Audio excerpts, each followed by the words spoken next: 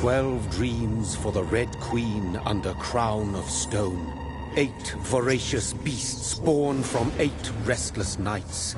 4 nails piercing the flesh of the sinner. 1 prayer for the summoned, called by this song. 'Tis perhaps the countdown to oblivion for the once proud city of London. 'Tis perchance her inhabitants' last dance alone to face death and pestilence. Confronted by the eerie and unknown, mortals became desperate for answers. A flock's flight makes for an omen, the falling of a star a dire presage. Turning to priests for interpretation when there was no reason to be found. When religion failed, men turned to science. I saw them build such vain cities, crafting machines made for endless war. New questions flourished as old answers withered. What is darkness but lurking sun? What is wall but enslaved stone? What is glass but tortured sand? What is song but a call to arms? What is hate but jilted love? What is life but death pending?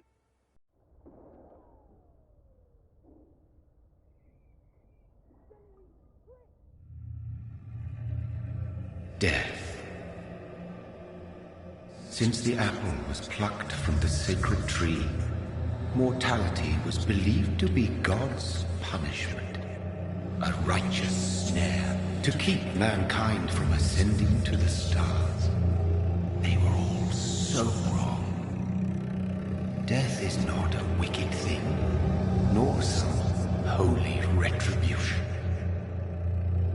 A true punishment would be to never know its sweet kiss.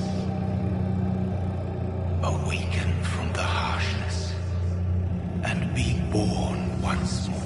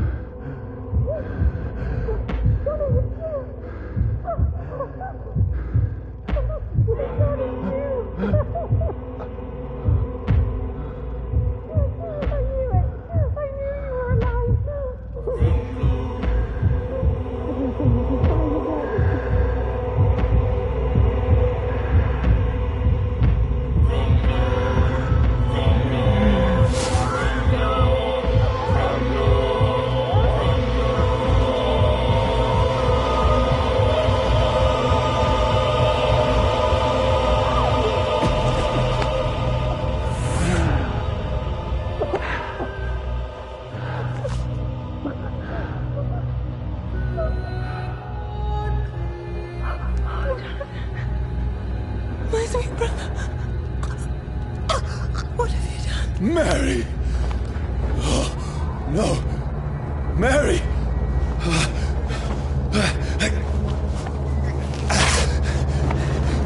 Hold on! Please, hold on! Oh, God. Oh, no. Mary. Mary.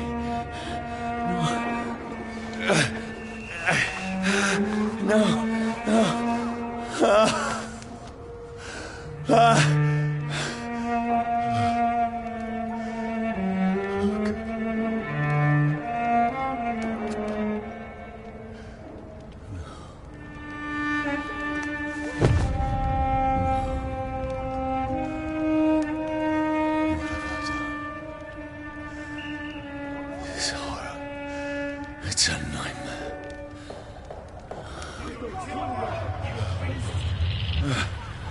No! Please, a moment, let me explain!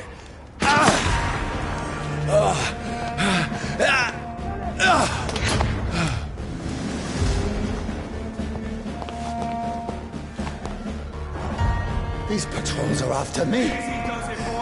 No! No! Don't shoot! This is a nightmare. I need to get out of here.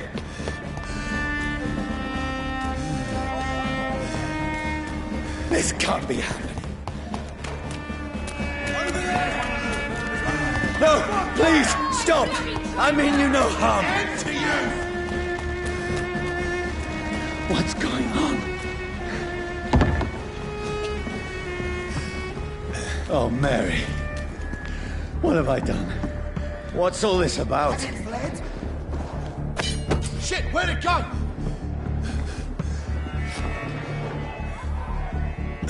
Now, I can defend myself. Kill that thing! Shit, where'd it go? Who are you? Stay back! Sorry, but you left me no choice.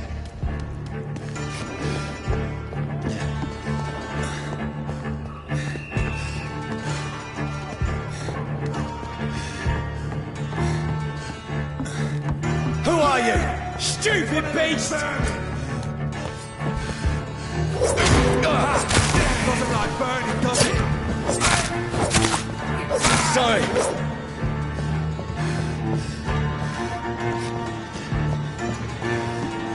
See them fancy clothes? No, please, stop!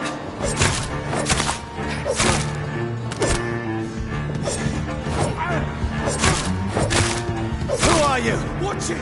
It's a killer! Fucker!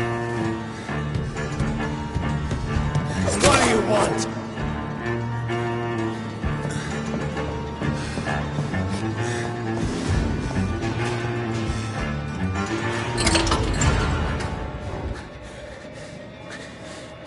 I mean you no harm. I need help. Die, you fucking leech!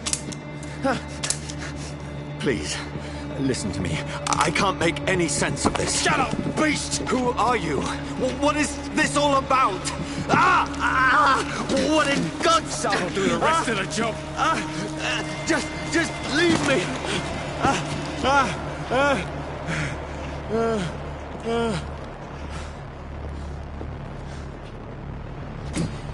The sun.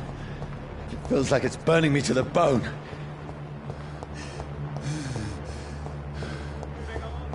I need to find somewhere to hide.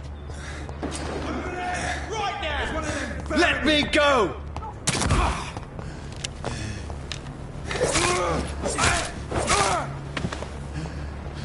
I need to find shelter.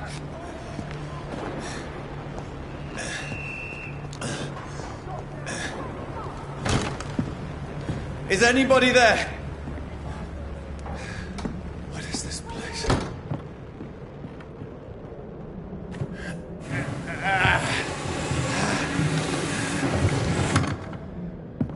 The place seems abandoned. I should be safe enough here.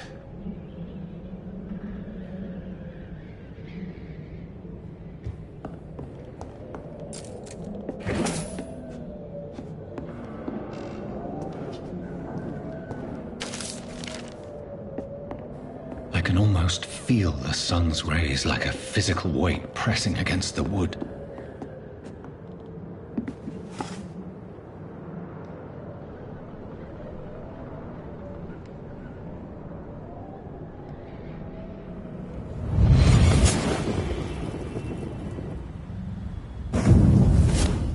Brother, what have you done? Mary! Mary! Mary, I'm sorry. Whoever did this to us, I will find them.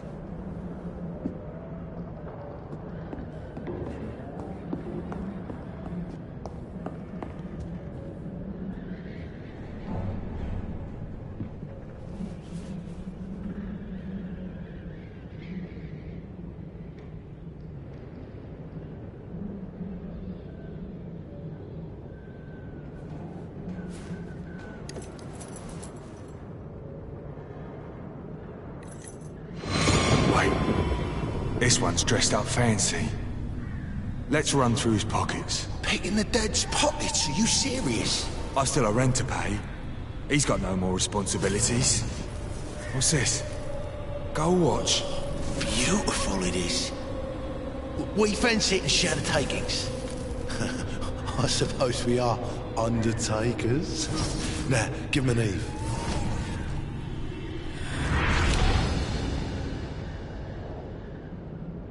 That's impossible.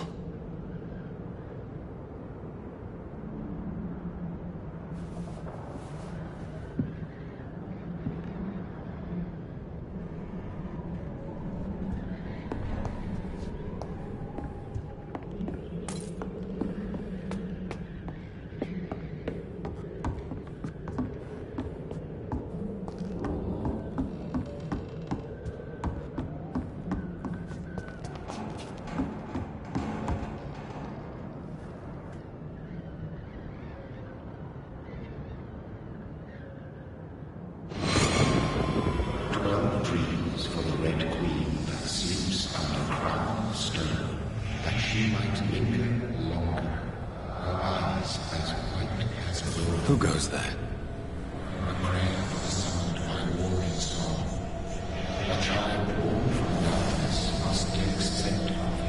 Who's there? Are you referring to me?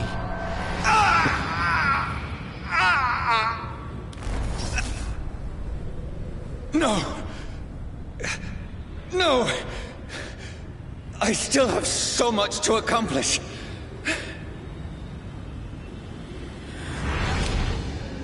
I still have so much left that needs doing.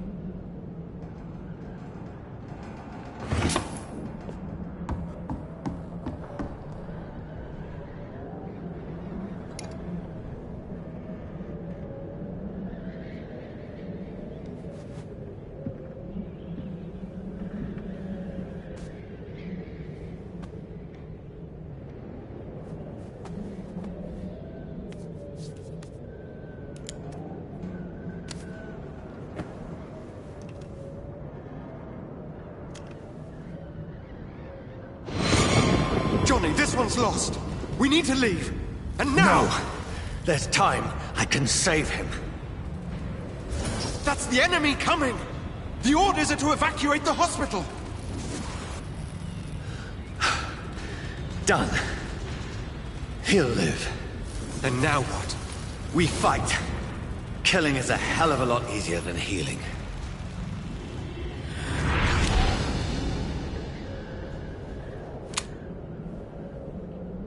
No, it never got easy.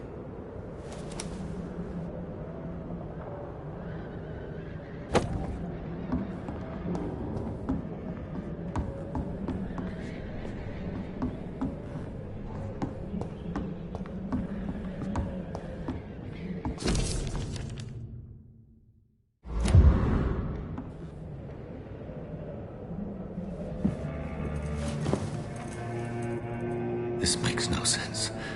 None of it. No sense at all.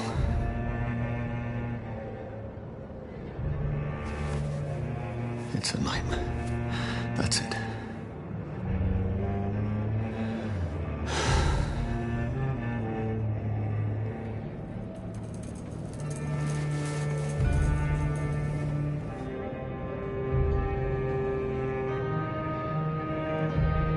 So be it.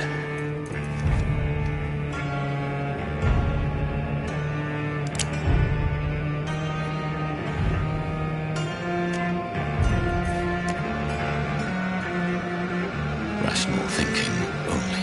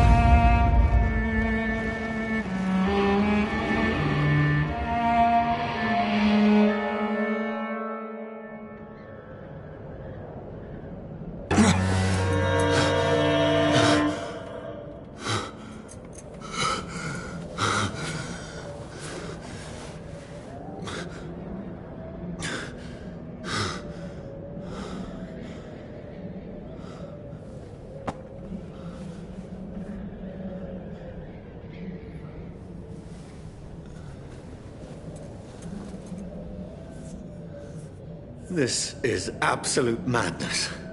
I've lost touch with the real. Madness it is, as mad as the moon, who takes blinding sunlight into a glowing red flesh.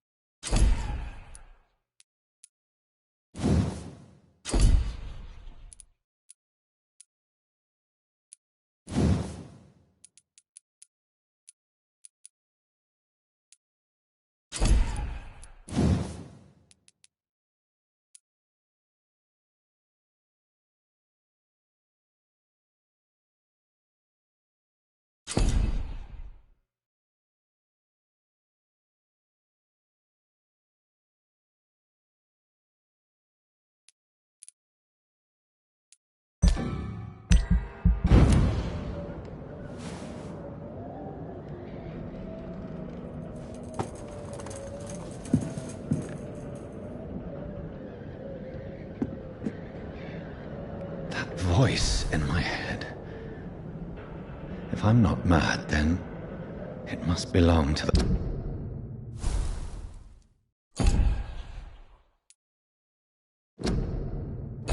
one who made me what I am. I must find him to understand what I have become.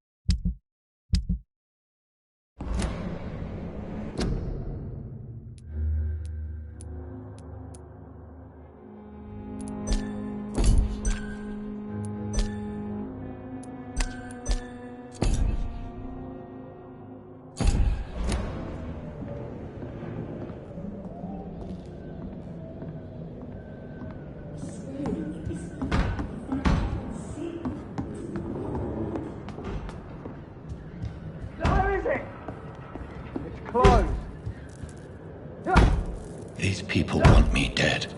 I need to leave now.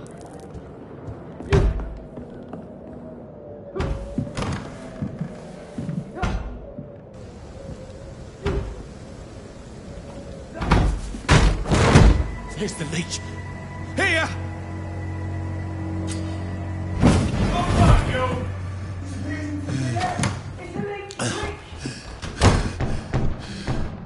My head's spinning. Oi! Come on, you coward! Clever fucking beasts! It's locked, all right.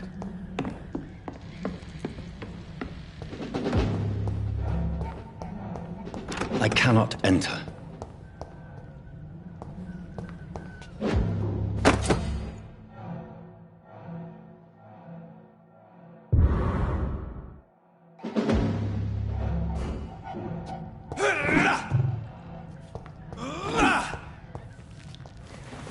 I'm still in Southwark. I must reach the West End. Go back home. Over there! There's one of them vermin!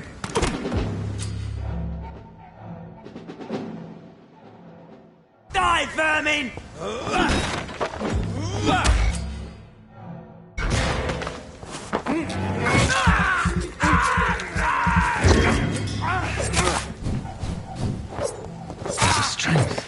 A strength I never knew I had.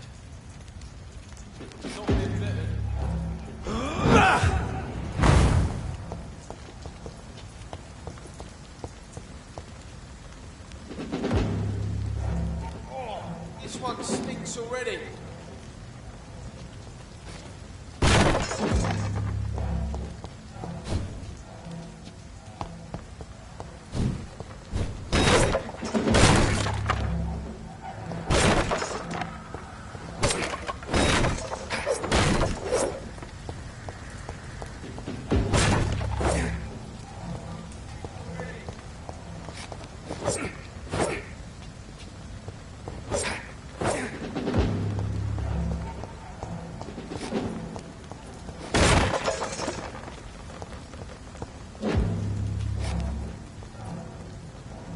See them fancy clothes? This one's top!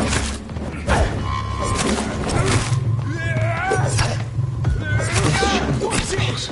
It's a kid!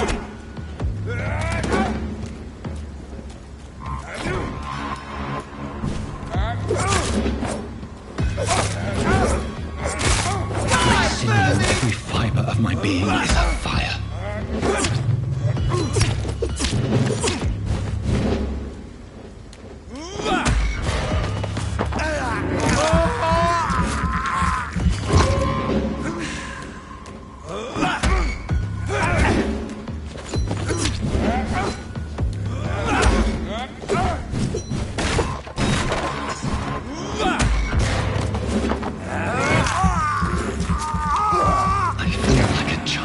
Learning the limits of my body.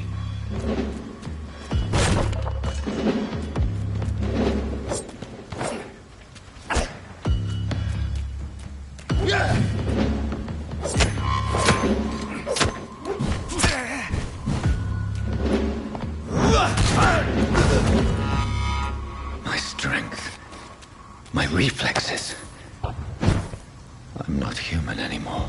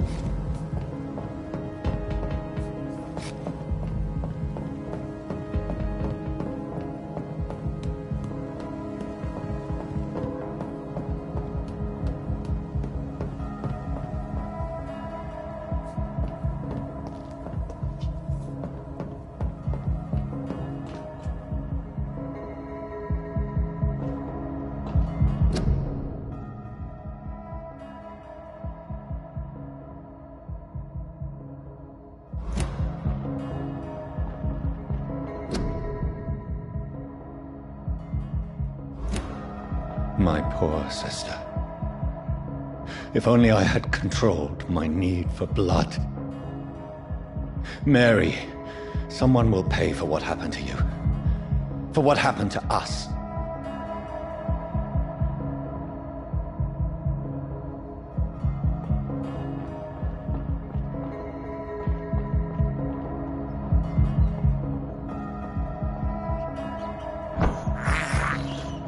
I can't believe I'm doing this.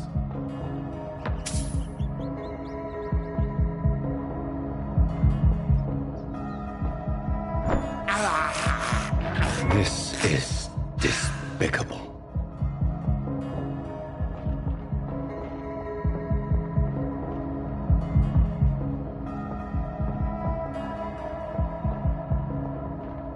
It's locked.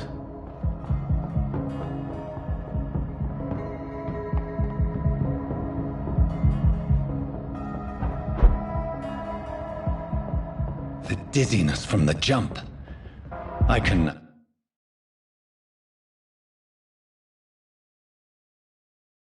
I'll control it.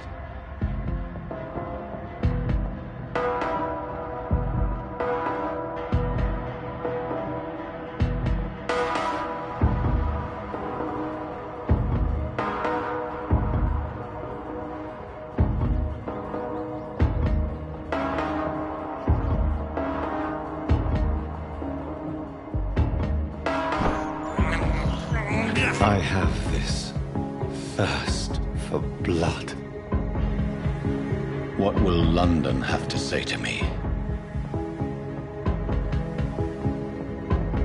I've so many questions unanswered.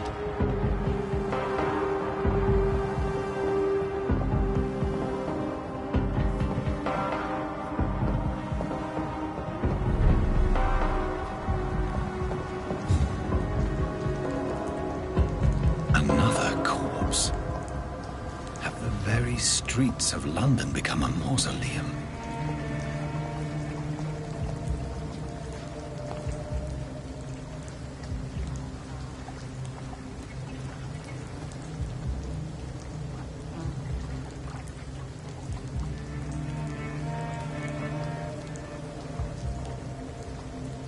The man has been drained of all blood, but I can still smell the scent of it. I follow the scent's trail. Perhaps it will lead me to my assailant.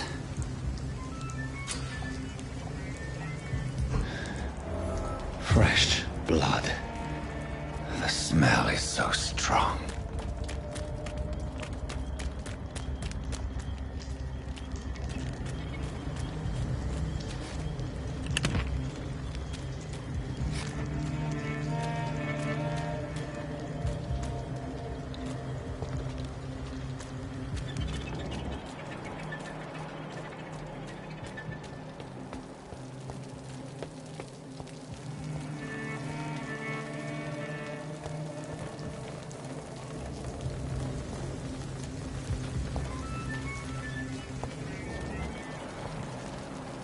Something dire must have come about.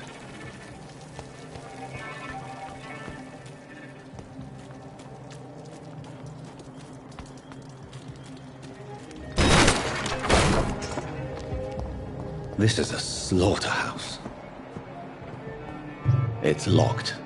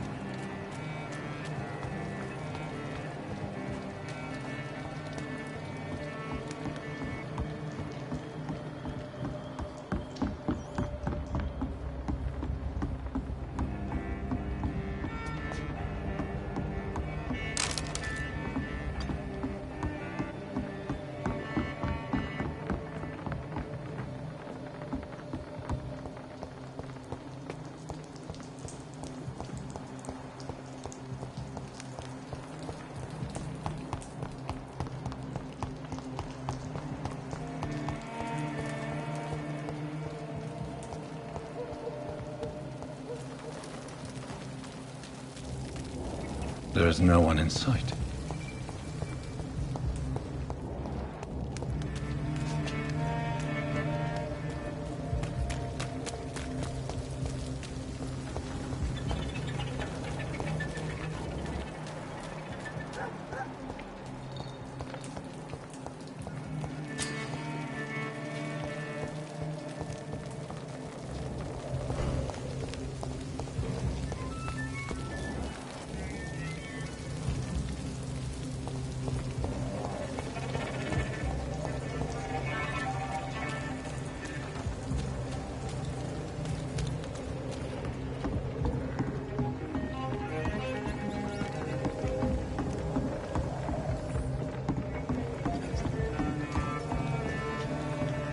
According to the blood patterns, that's where the victim was attacked.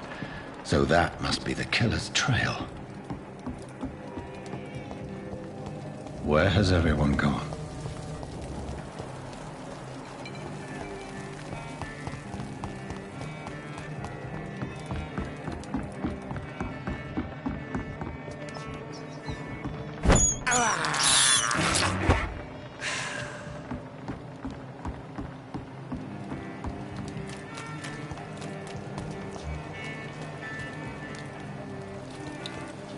That's strange. The trail is very erratic, as if the killer was drunk or hesitant.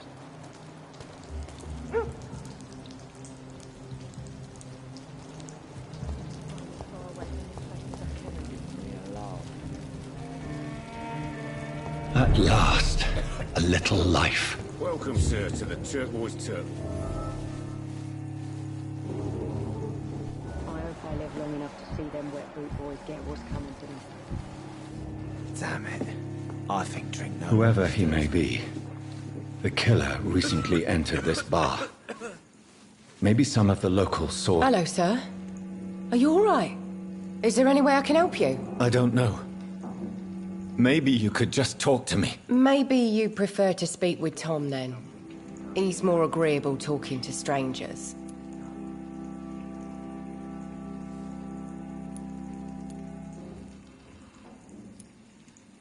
I just want to talk. I didn't mean to scare you. I'm not afraid, sir. It's just I've other customers to take care of. I only see one customer. Oh. Well, yeah, of course. I mean, I best check on them. What's going on around here? Where is everyone? Too many dead, sir.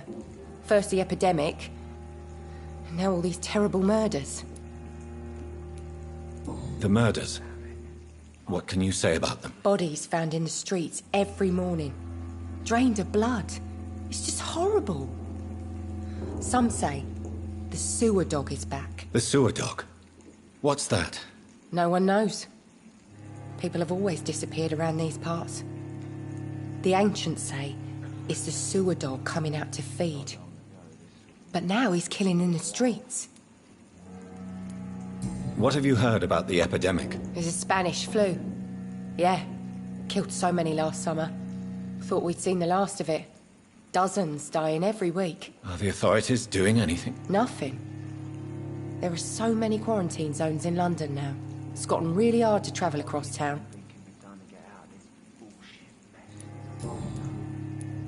What is this place? This is Tom's bar, a Turquoise Turtle. I'm the barmaid here, Sabrina, if you want to know. Are you always open this late at night? No, it's only since the epidemic started.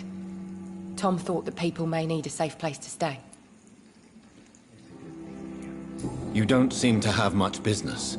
Where is everybody? Well, most people are sleeping right now. And those that are awake tend to avoid going out. What with the murders and all. I'll leave then. Thank you. I think drink no longer stirs me.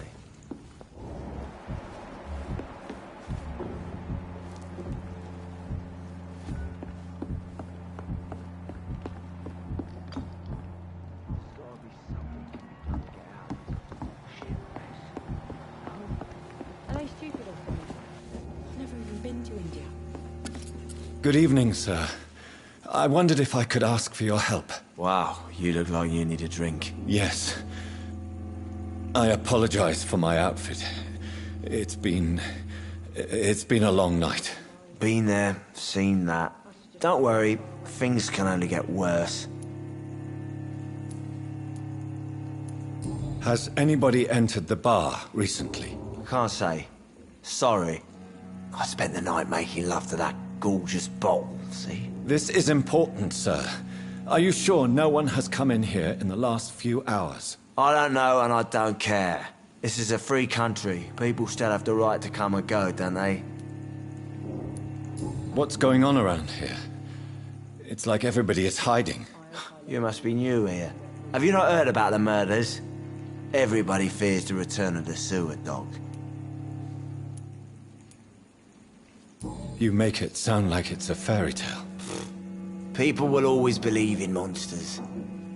It's easier than accepting their own darkness. We can all be monsters. Who is this sewer dog? It's the local bogeyman. Convenient answer for every crime that happened for decades. You murdered someone, blame the sewer dog, eh? I'll leave you to your bottle then. He didn't deserve this. My God, sir, you look like Jonah's whale just spat you out of hell. Can I get you a drink? No, thank you. I'm not thirsty. Well, grab a chair and get some rest. This is going to be another long night. Where am I? Where is this place? You're at my bar, sir, the Turquoise Turtle.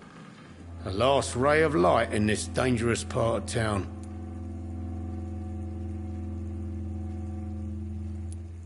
Aren't you scared? Scared of what? All the bad shit happens out on the foggy streets. And I never go outside. So you're open all night? Yep. Figured people might need a place to rest in these dark times. Why is it going to be a long night? You must be new around here. Don't you know about the murders? Tell me more about these murders. Every morning for the last few weeks, bodies have been found. And those poor sods didn't die of flu.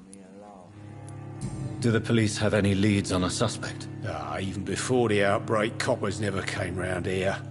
We're on our own. People die in these parts all the time, and no one cares.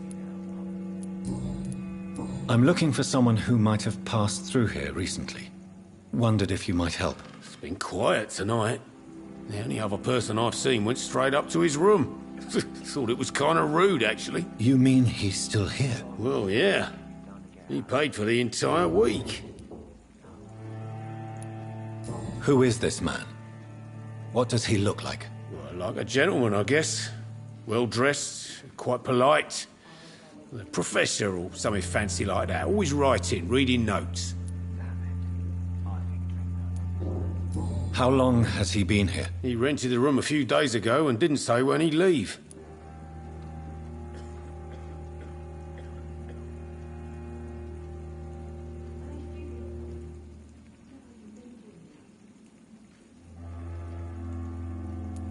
I need to meet this man. I have questions. Just climb the stairs and knock on the first door. I heard him open his window, so I guess he's still awake. And, Yes? no funny business, you hear me? This is a respectable establishment.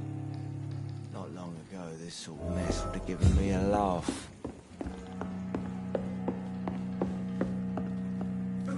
This is no place for you.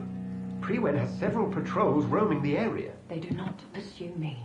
But they're looking for vampires, and they're most efficient. They'll not relent until the killer has been identified. I have a common objective, but I require... I think someone is eavesdropping. Are you certain? You might as well come in, whoever you are. Slowly, vampire. Who are you? I mean you no harm, saith the vampire. Present yourself.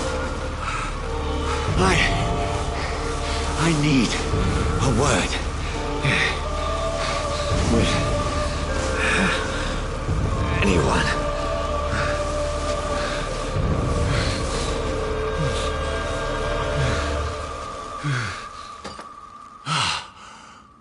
Well, that's something I can do for you.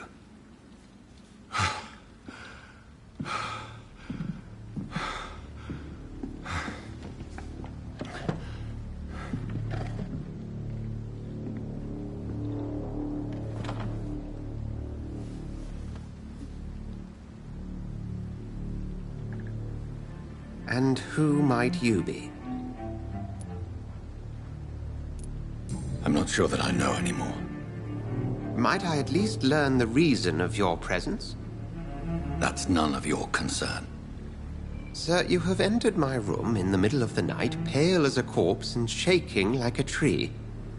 So please, indulge me. Someone is molesting people. In fact, killing them. Biting them. The calling card of a vampire. Like you. You seem the expert. How would that be?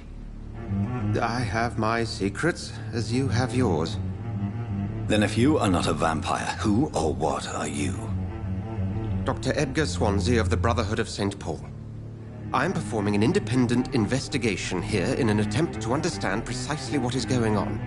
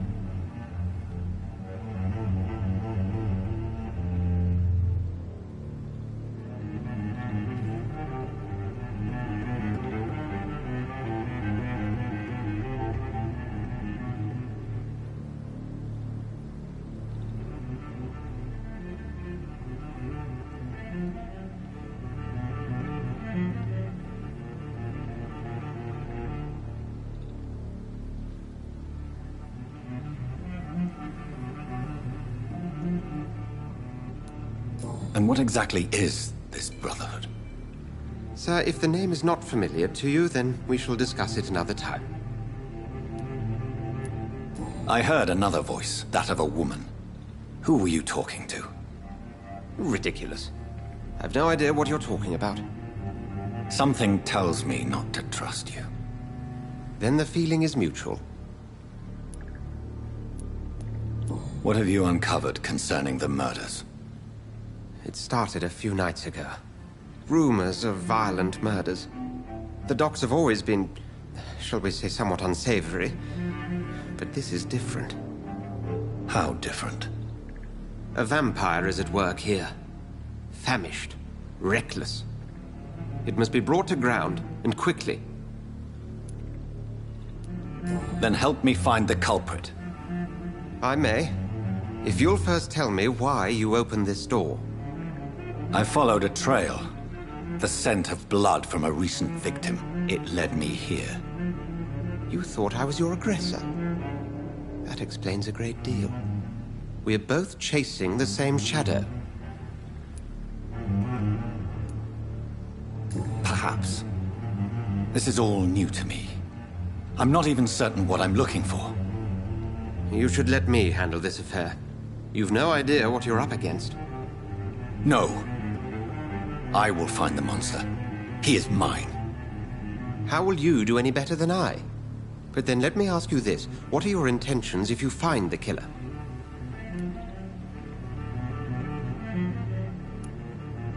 I'll end him. Then I can only wish you good hunting. And pray we shall meet again.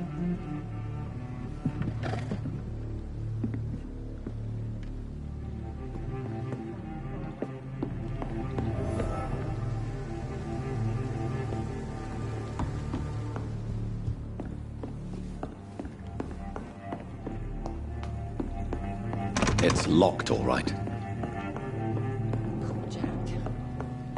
If Swansea is not my attacker, it means somebody else came here tonight.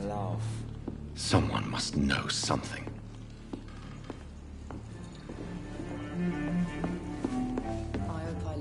Welcome back. Did you find what you were after? I can't say I have. Are you sure no one else came into your bar before I arrived? Hey, I told you, you were the only other stranger I've had. I think you're hiding something from me. I hide many things from many people, sir. That's what my job's about. I think you're hiding something from me. I hide many things from many people, sir. That's what my job's about. Goodbye, Mr. Watts. Hello, sir. May I disturb you again? And you're still ugly as sin. I'll leave you to your bottle, then.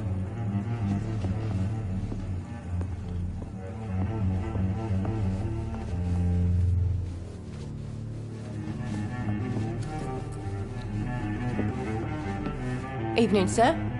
Can I help you? I have a few questions for you. Well, if you must. I spoke to Dr. Swansea. He's not the man I'm looking for. Now, I want the truth. The truth? What do you mean? I suspect that someone else was here tonight, and I don't think Tom wants to tell me about it. I'm just the barmaid here, okay? If Tom says you're the only visitor we had, then you're the only visitor we had. I can feel your fear, madam. Please, tell me what's going on. It's William Bishop. He came in here earlier tonight and he... Well, I thought he was going to clock someone. Why are you so afraid? I mean, his skin. His hands. I scrubbed every glass and every chair that he touched. God, I hope it's not contagious. What happened tonight? He was dead drunk, as usual. But my God, his eyes. His face. He must have caught something awful. He shouted and cried. It was terrible. Tell me about this William Bishop. Will was a sailor who worked at the canning factory before he lost that job. A nice bloke, really. He's never been violent. Until tonight. Why keep it a secret? Why not tell me about it? Tom's nothing if not loyal. After Will lost his job, he offered him one ear. They used to be good mates. But recently, well... Will started to get very aggressive. I see. Thank you for your candor. I'll be sure to talk to Tom.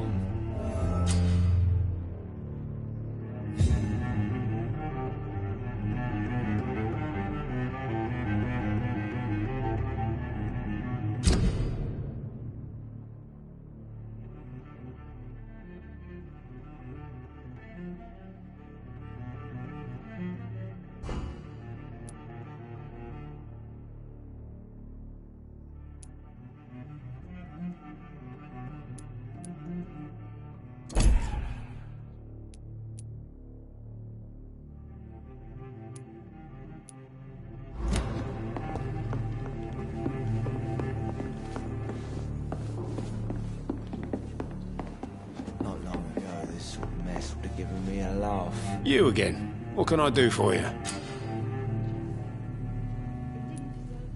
Tom, talk to me about the visit from your old friend, William. Yes, Will came by tonight, but he's not my friend anymore.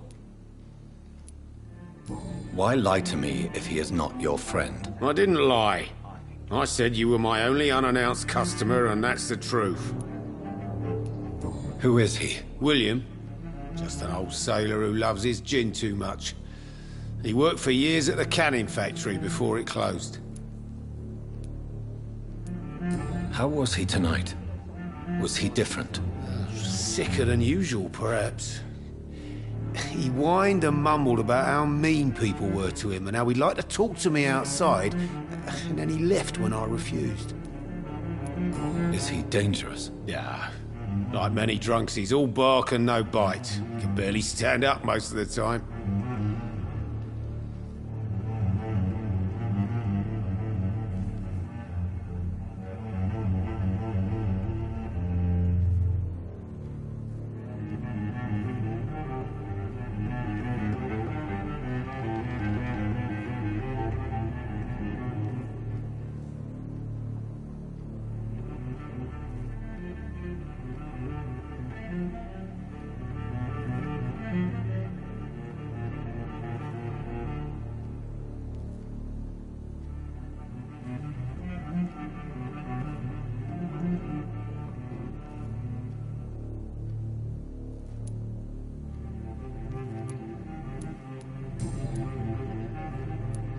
I need to find him. It's a matter of urgency. Do you know where he is? You could try his boat. It's up by the North Pier. He sleeps there when he's too drunk to get home. Please describe him to me. What'd you expect? He's a tall, sick bastard with a bad rash and torn old clothes. William used to be strong. Now he's a mess. Thank you, Tom. If you see him, tell him I don't want him back here unless he cleans up his act, okay?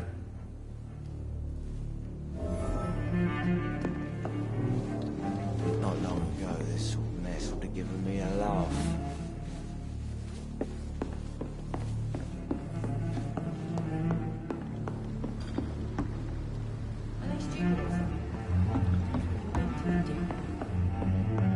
Damn it. I think drink no longer stirs me. I will get to the bottom of this intrigue. What's been done to me, to this city.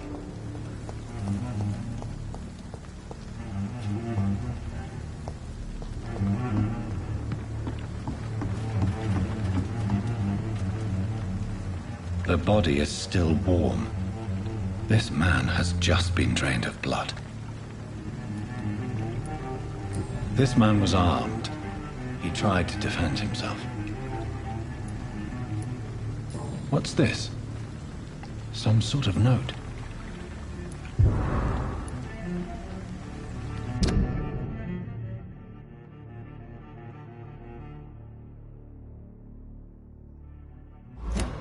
These men, that this corpse has been dried of its blood, just like the previous victim. Blood and empty gin bottles. This bishop fellow is something of a heavy drinker. There are blood splats on the other side of the canal. I must reach that barge.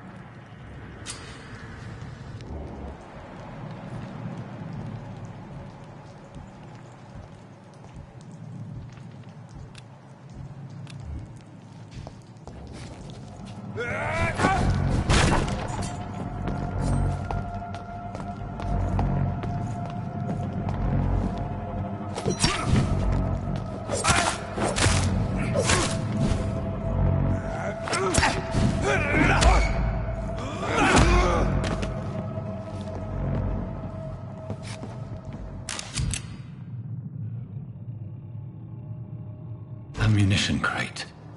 Good. I may need a lot of bullets. I feel like I'm back on the front line again.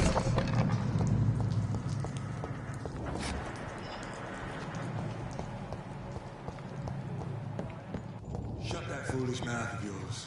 Never known McCullough to be wrong about him. Right. No time I can remember. But I've only been part of the guard 3 weeks to the day. All the more reason to shut it, Mr. Billy.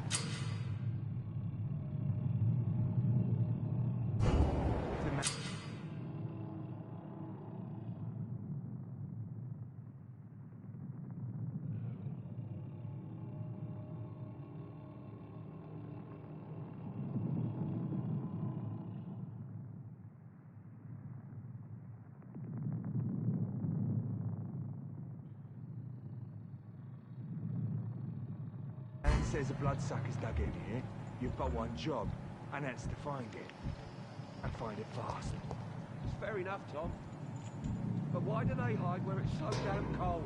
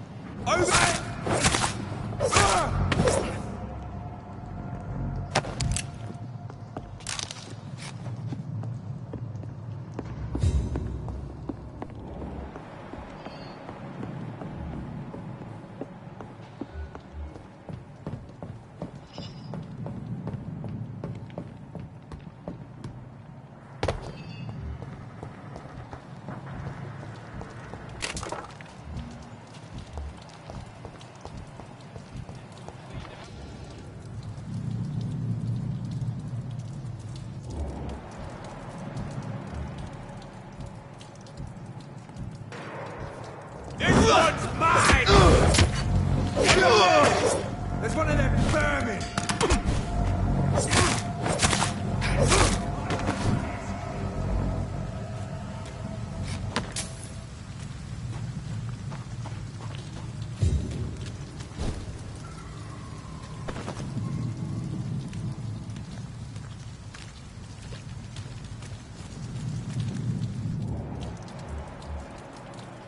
We won't see any of these bastards back here again.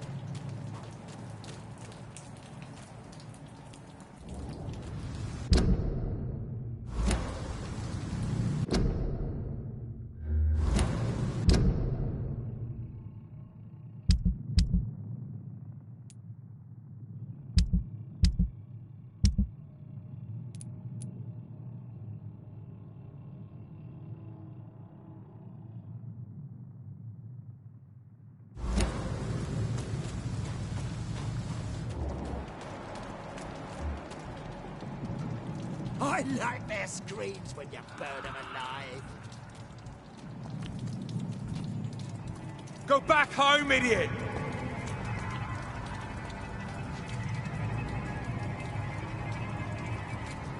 Best be moving on.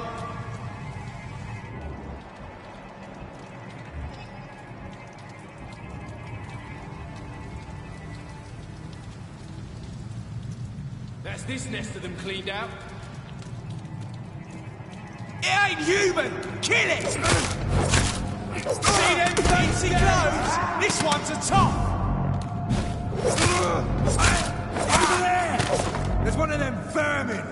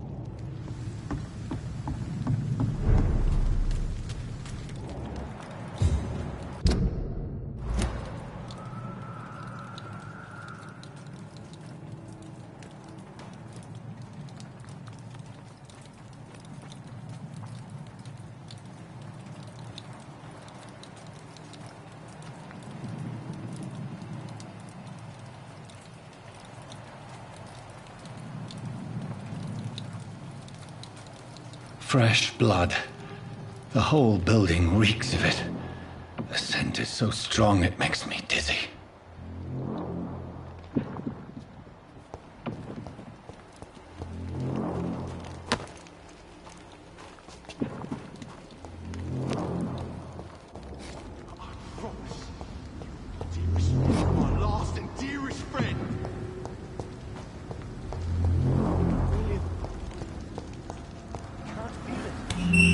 This place reeks of bloodshed. This creature is bedeviled. I must put it down.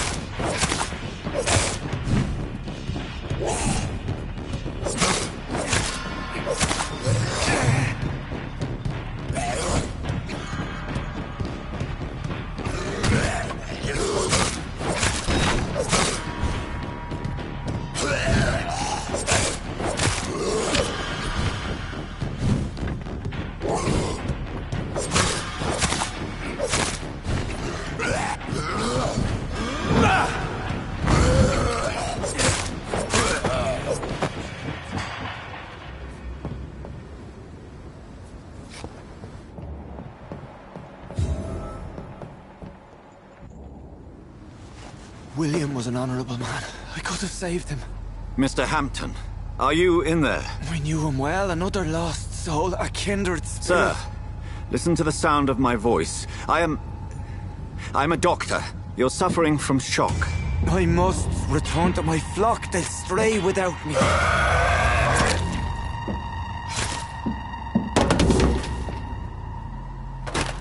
Remember, certain skulls are every bit as resistant as we are. Who are you?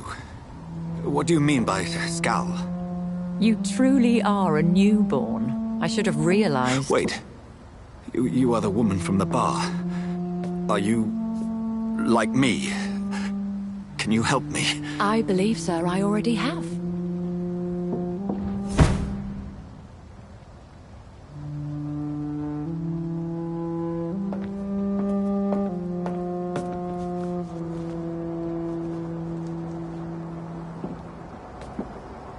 By George and the Saints, you've solved the mystery of these terrible murders. Patience, good fellows, I've come to offer help. Just give me a moment to secure my boat. We can leave this awful place. William was not the evil man they claimed. He was just taken by the thirst. He needed his drink. This man requires medical attention. We'll see he gets to the nearest hospital. No, please, I must tend to my fold. My flock needs me. There, sir. Go with the good Dr. Swansea. He's resourceful, and I'm sure he'll take good care of you. You'd best come as well. The sun is soon to rise, and you'll need a place to rest. I just need a moment. If I can learn something about what has happened to William, I'll be a step closer to understanding what happened to me.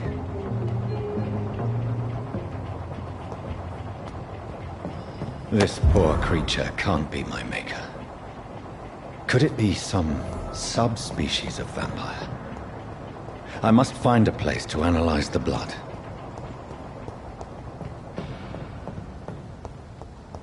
It's locked.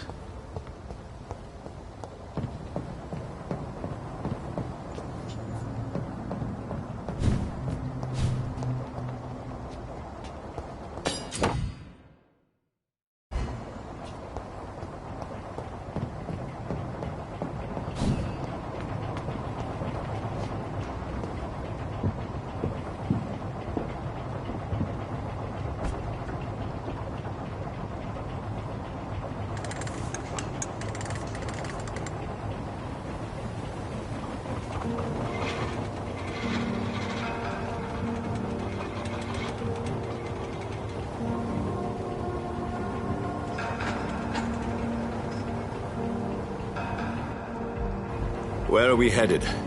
We're on our way to the Pembroke Hospital. It's just across the canal. They'll have a bed for poor Mr. Hampton. William was... What manner of creature was he? Predator, prey, villain, and victim. Who can say? The important thing is that he's been stopped. Duly noted. And the woman?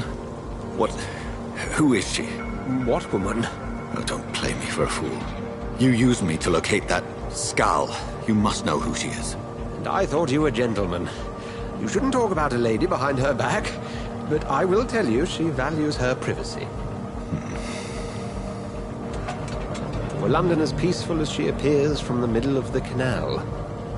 If only that were the reality of the situation. To be honest, I've always tried to avoid this part of town. Pembroke Hospital is the last bastion between the rest of London and the epidemic. The flu has decimated the East End and the war still rages. Welcome to the front lines of a plague. This is where you work, Dr. Swansea? I am the administrator of Pembroke Hospital. I thought you were here in service of your mysterious order, the Brotherhood of... Of St. Paul's Stole, yes. But first and foremost, I'm a man of science. A physician, like yourself, Dr. Reed. How do you know who I am? No need for modesty. You are Dr. Jonathan Reed, a surgeon of some caliber and renown, if I'm not mistaken. You are correct, sir. I knew it! I had my suspicions. But when you took the blood sample from the corpse of poor William, I was certain. Dr. Reed. Marvelous. Have we met?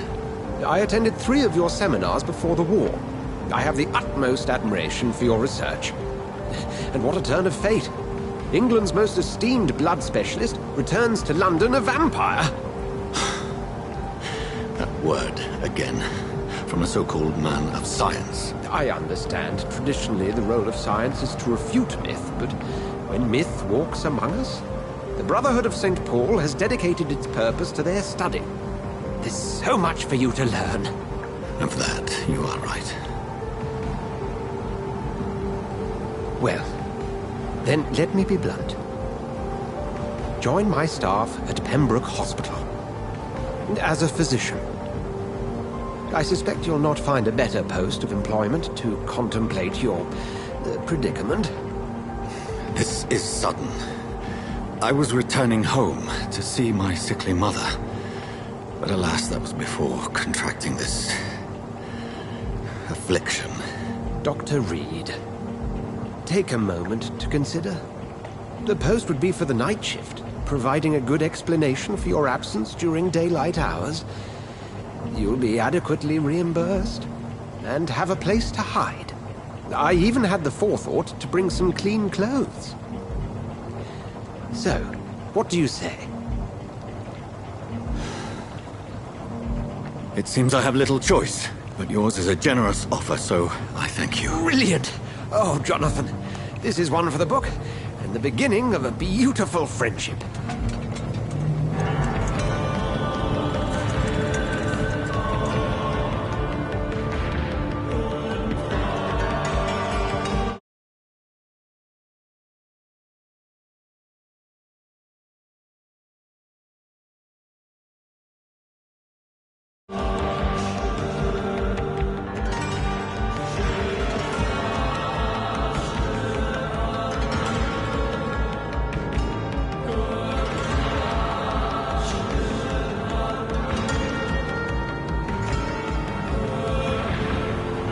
Dr. Swansea, thank goodness. I was beginning to be concerned. Worry no more, Nurse Crane, for I bring good news. Oh, Doctor, what a night. We lost 2 more patients. Nurse Scow said she couldn't take it anymore and resigned. Yes, well, I'll make a new rota in the morning. In the meantime, find a good bed for Mr. Hampton. Be sure to pay attention to his needs. Of course, Doctor. Oh, and Dorothy? Yes, Doctor? Dr. Reed here has just returned from the front. He served King and Country and will be joining us here at Pembroke.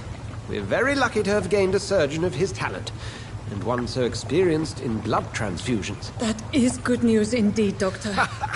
Oh, yes.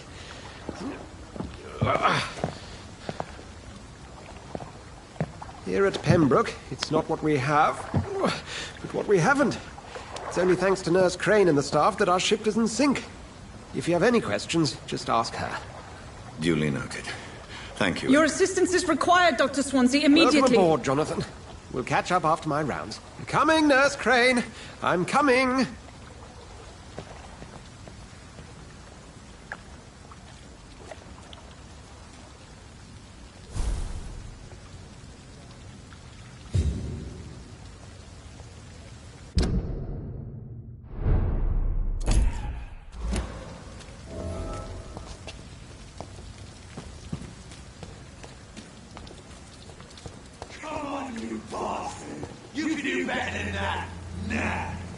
It's my turn!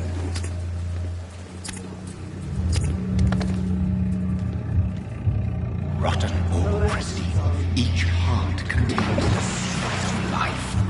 Drink at this river, try it all.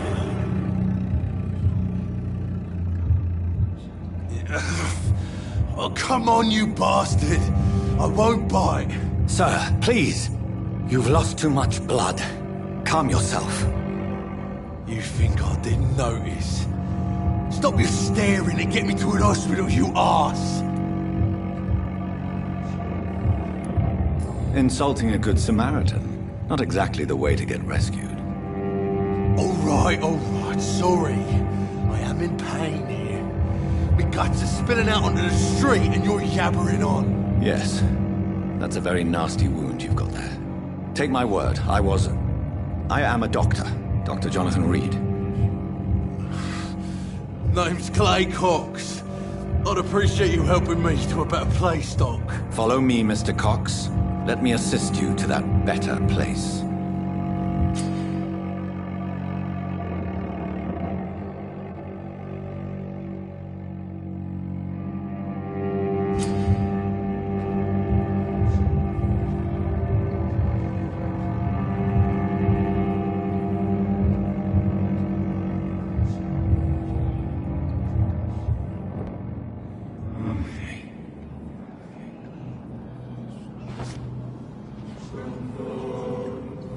Bring this fading light into the shadows. Dance with him the dance of life and death.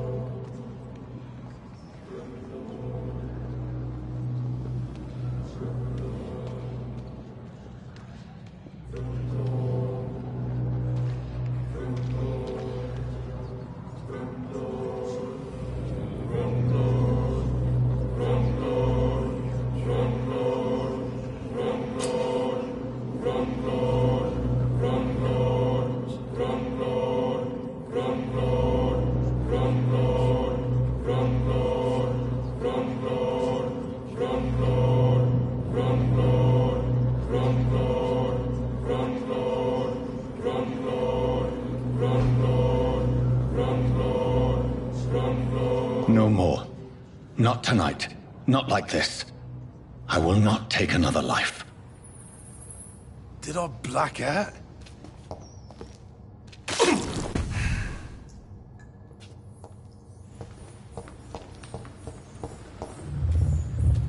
It is wise for the huntsman to sometimes let his prey go, but no famished hunter can run for long.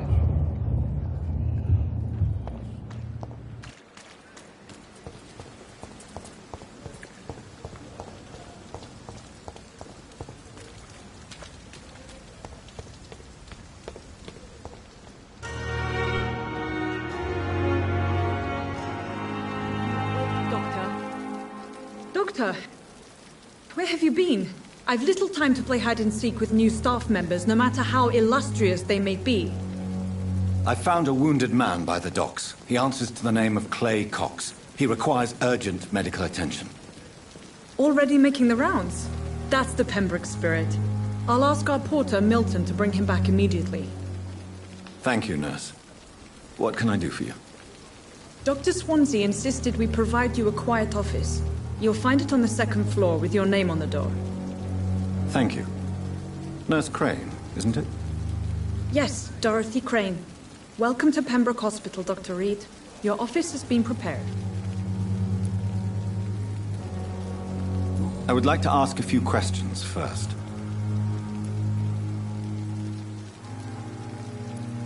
What kind of man is Dr. Swansea? Well, you accepted the job from him. I thought you would have known about your employer.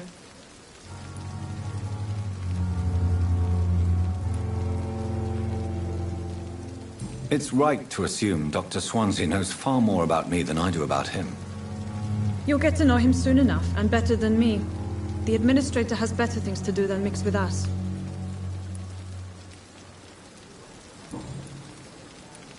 Thank you, Nurse Crane.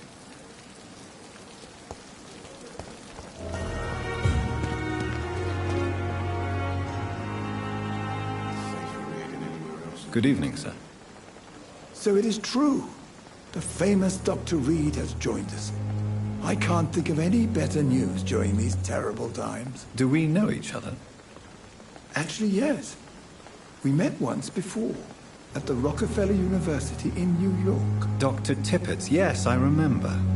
I was assisting Professor Carell in his research about coronary bypasses. He had nothing but praise for you. He was also very confident about your future. And look at you now. Eminent surgeon and blood transfusion specialist.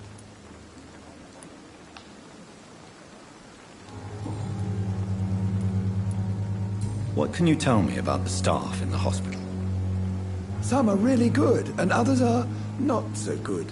But during this troubled period, there is no time for slander. I prefer to focus on the positive character traits. Tell me more about cherished people, then. Nurse Brannigan is a pearl. She is the most helpful and dedicated nurse I've ever worked with. A clever and cheerful woman. You really seem to admire her skills. I'll go even further. If she was a man, she would be a damn fine practitioner. Any opinion about the management? I don't always agree with Dr. Swansea's reserve, but I must admit he does all he can to keep this facility running during this crisis. Ah, yes, the burden of command. I was fed up with this concept while serving as a medical officer. Don't get me wrong. Swansea's a good administrator. I just wish he would get out of his office now and again. What is the Pembroke Hospital situation? And please, speak freely. This hospital is not exactly the best of London. I'm sure you are used to working in a better environment. It's more than enough. In any case, the personnel of a hospital are much more important to me than the building. Don't be misled by appearances, Dr. Reed. This hospital does not lack talented people. It just lacks hope.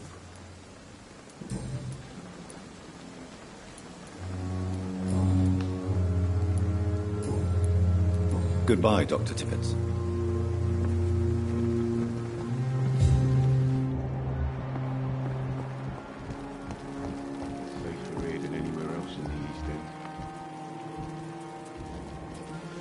Good evening, sir. I'm Dr. Jonathan Reed. I'm new here. I've already heard about you, Dr. Reed. I'm Milton Hooks, the ambulance driver for this shithole of a hospital. That's quite a blunt introduction, Mr. Hooks. You can call me Milton. I like to speak my mind, Dr. Reed. Perk of the job. Don't judge me, and I won't judge you. I'm not sure I understand what you're talking about.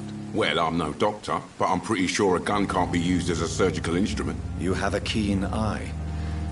I learned to shoot during the war, and have carried one ever since. Old habits die hard. No need to explain, Dr. Reed. And if you ever need a better gun, remember, I may have something for you. I'd like to see your goods. Wise choice, Dr. Reed. A reliable gun is what everybody needs these days.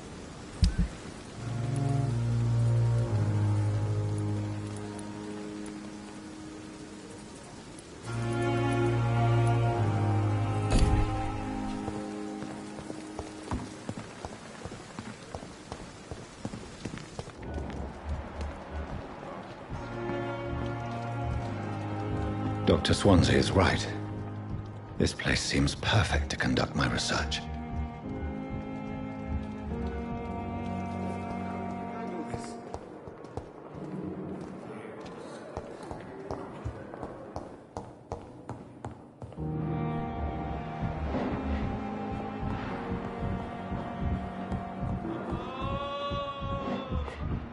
You always knew the words to calm.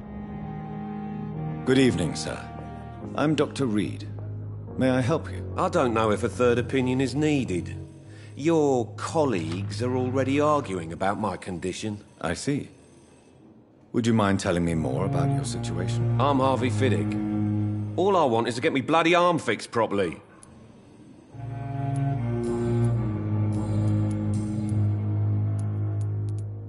Tell me about the doctors who are arguing about your case. Strickland and Aykroyd. They both want the best for me, but there's a lot of pride there. Doctors are no different from carpenters, it seems. What do you mean? I often had professional arguments with rivals on a building site. Difference is I disagreed about wood and nails, not flesh and bones. Tell me about yourself, Mr. Fiddick. I'm just a regular guy waiting to get his arm fixed, so I can return to work and to my family. I was more curious about what you were doing before being hospitalized. I'm a carpenter, and a good one too. But that means I need both arms to feed my family, Dr. Reed. Are you satisfied with your treatment here? Well, it's clear that I've chosen a bad time to be injured. Forgive my bluntness, but you seem overwhelmed by cases of the flu. I won't lie to you about it. I'm afraid we are. Are you sure you don't want to operate yourself, Dr. Reed? I have the feeling you're very capable. And your colleagues seem to think so too. In other circumstances, you would be right. But for now, I don't think I can take on the responsibility. My apologies. Goodbye for now, Mr. Fiddick. I'll see you later. Oh, sweet girl. Reads me like a book. Never could keep anything from her.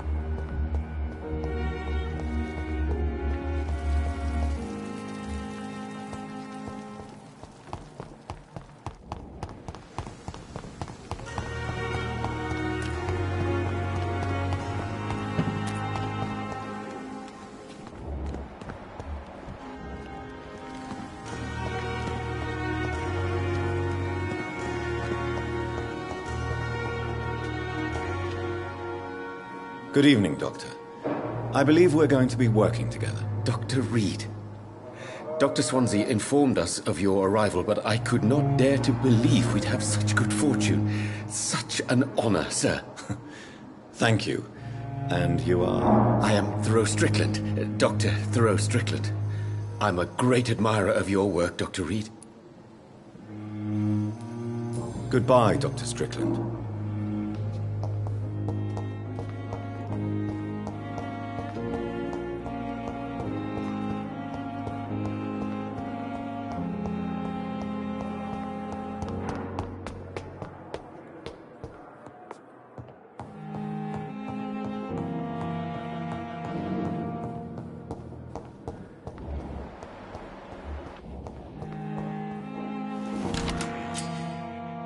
This must be the place. It's definitely away from prying eyes. Relegated to the shadows. A kingdom of my own. At least I won't be sleeping in a coffin.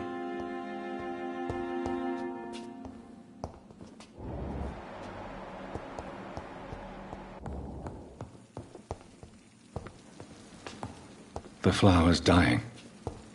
It needs water.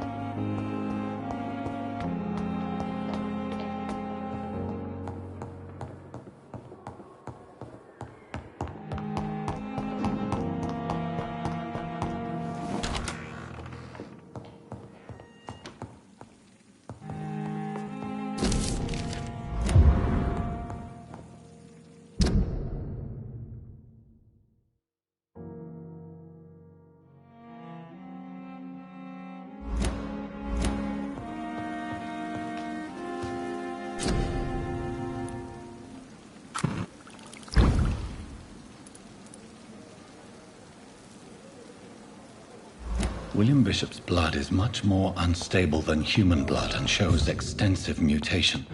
But this is not what happened to me. I must keep on searching. The sun is about to rise. I can feel it. I'll continue tomorrow night. I have so much time now.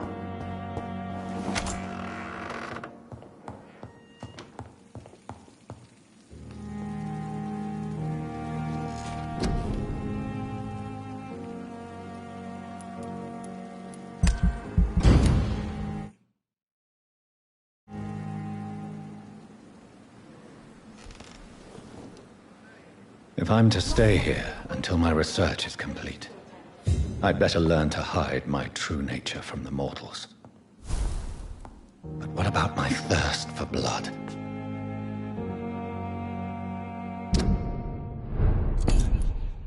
Come on, I don't have all night.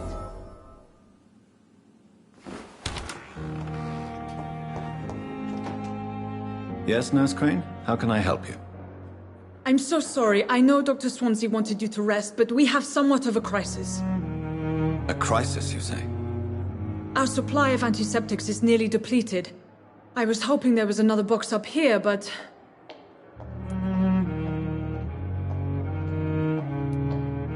What type of hospital are you running? No antiseptics? You have been away too long, Doctor. With the war and now this epidemic, supplies have been running scarce for months now. I may have a solution. In France, during the war, drugs shortage was a daily problem, and we had to use our wits to overcome the shortages. However do you mean? If combined correctly, certain household chemical products can be used in a pinch instead. Now, where's the hospital storeroom? The storeroom? Fat chance. This is the Pembroke, and space is luxury we don't have. Everything used to be stored in the old morgue. Perhaps I should look there first. Where is this morgue? It's the large building behind the hospital. You'll need to go in the back door because it's been sealed off for sanitary reasons. Take this key. It opens a small back entrance at the end of a narrow street. The abandoned morgue behind the hospital. A small door at the end of a narrow street. On my way then. Thank you, nurse.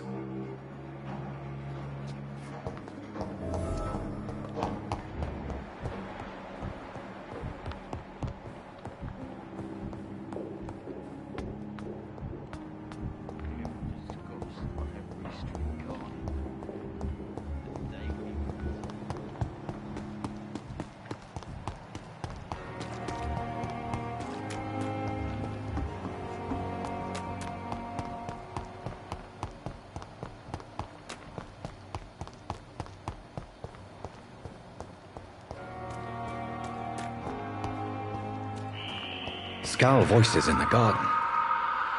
I should investigate. If they were to find somebody...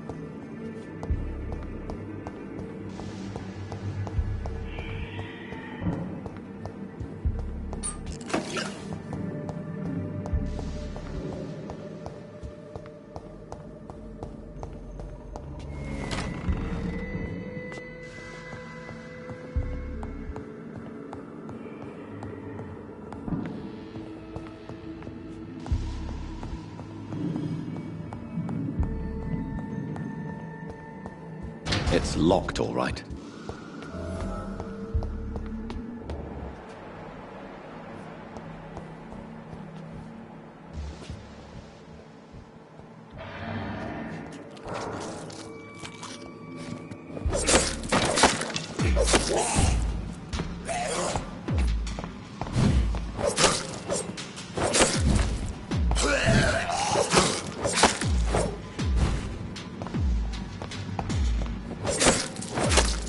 Behavior is similar to the infected William Bishop. Must be the same strain. This sickness moves faster than influenza.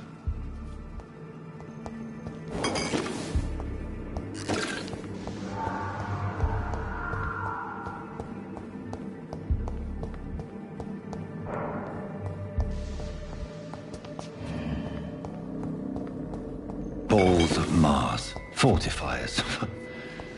As popular as they are ineffective. But they do contain iron tartrate, and that might prove itself useful.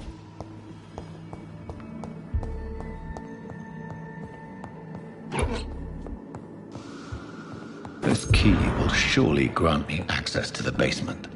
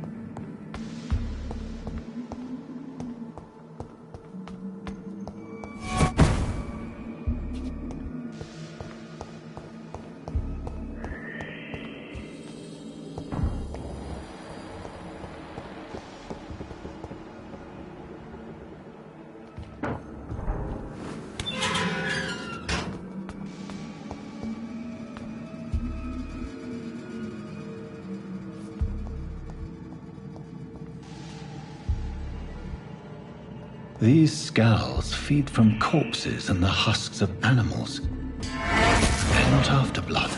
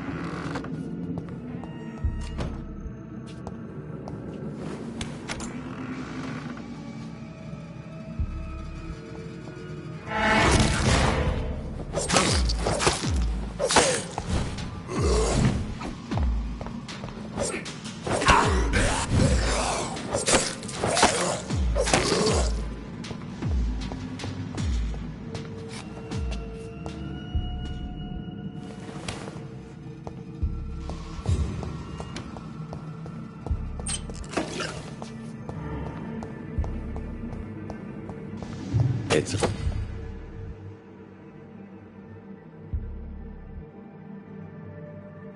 locked.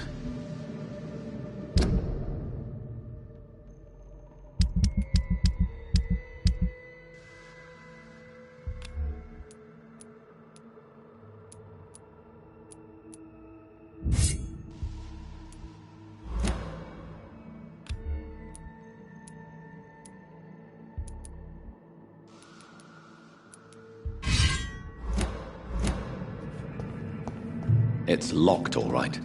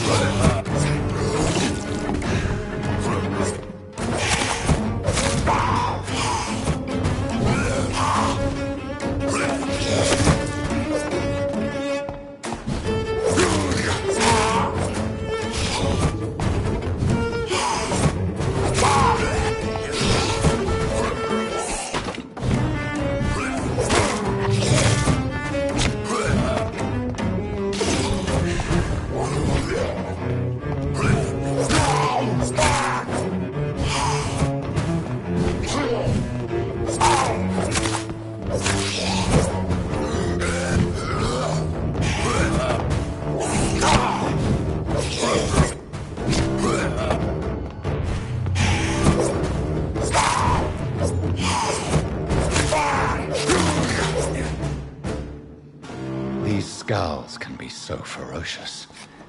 I'm not sure I can defeat them without becoming stronger. To drink blood is so tempting.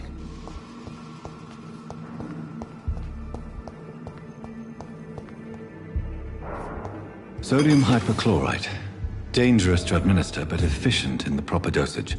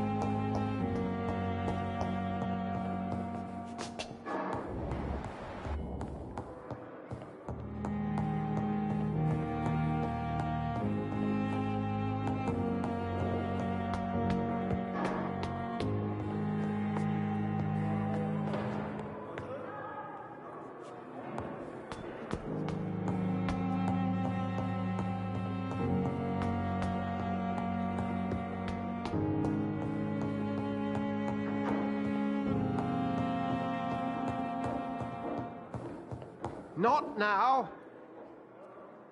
Please come back later. I cannot enter.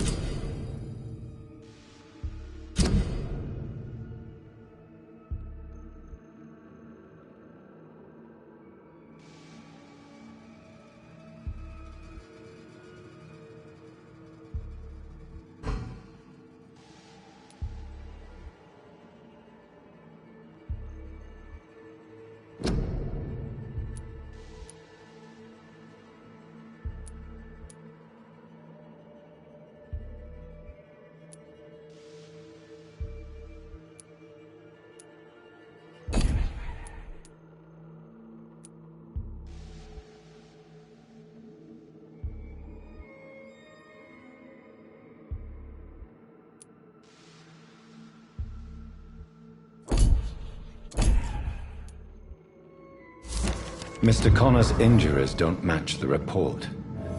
I'd better look into this.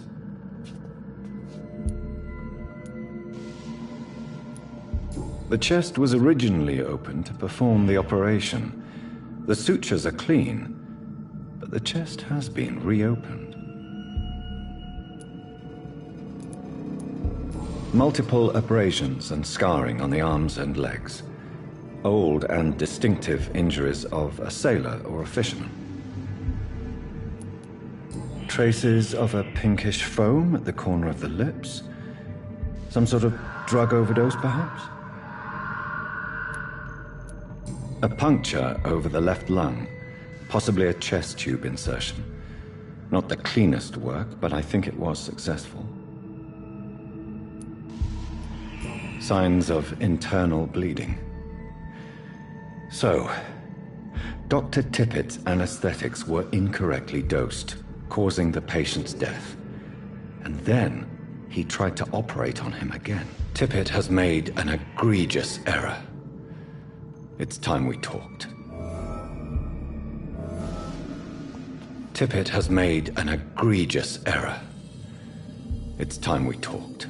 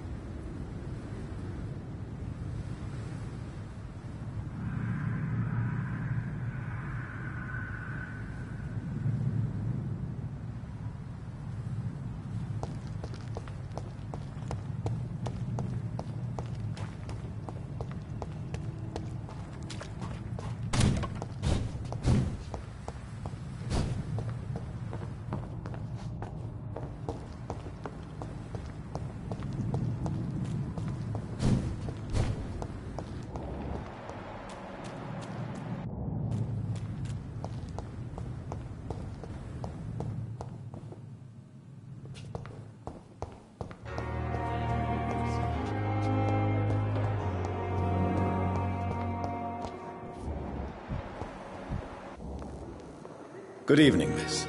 I'm Dr. Reed, the new surgeon at the Pembroke Hospital. And who are you? Your name has no meaning to me, mortal. You're nothing but dust blown by the winds of eternity. I beg your pardon? What are you begging for, mortal? My clemency? Well, tonight maybe I'm inclined to mercy. You'll never forget the night you met Thelma Howcroft. You keep calling me mortal. Why is that? And if I'm mortal, what are you? Well, Dr. Reed, if you must know, I'm a vampire.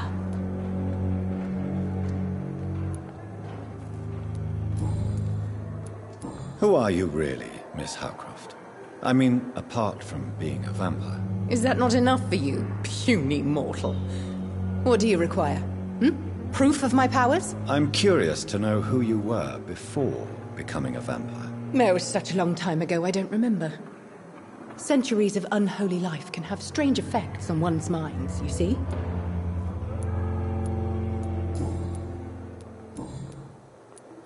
And why do you believe you're a vampire? I don't need to believe anything. It is what I am. It is what I feel within this hollow shell of flesh. I see. Have you ever heard of Cotard's syndrome, Miss Howcroft? Never. It's a mental illness discovered by a French neurologist named Jules Cotard. The affected patients are delusional. They believe that they are putrefying, that they are dead, a ghost or a ghoul, or in your case, a vampire. Delusional, you say? Oh, sad and petty mortal. You can't even begin to understand the concept of immortality. And you think it is I who am delusional. Please, describe to me how you feel. What is it like to be a vampire? I can hear my body crumble from the inside as my flesh cracks and fades. I sense the last pulse of pustulant blood within my drying veins. I need new blood.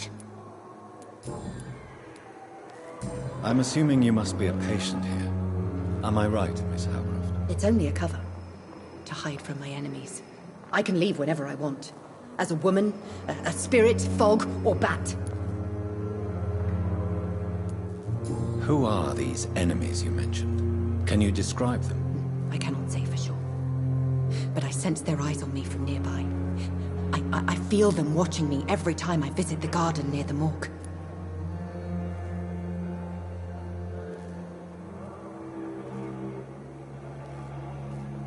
The staff here are not your enemy. They're here to help you, to care for you. I'm not speaking of the doctors in white. I'm speaking of the men and women who hunt me. For I am a vampire. I see. Don't worry. These people will not find you here.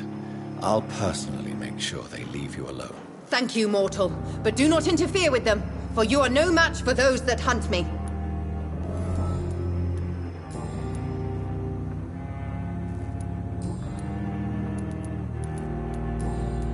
I'll leave you, Mistress of the Dark, to your nocturnal activities.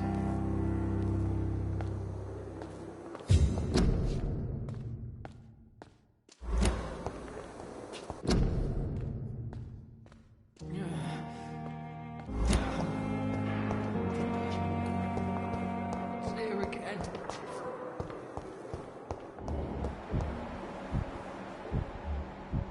I wish I could be sick again. Blood boil with the fever.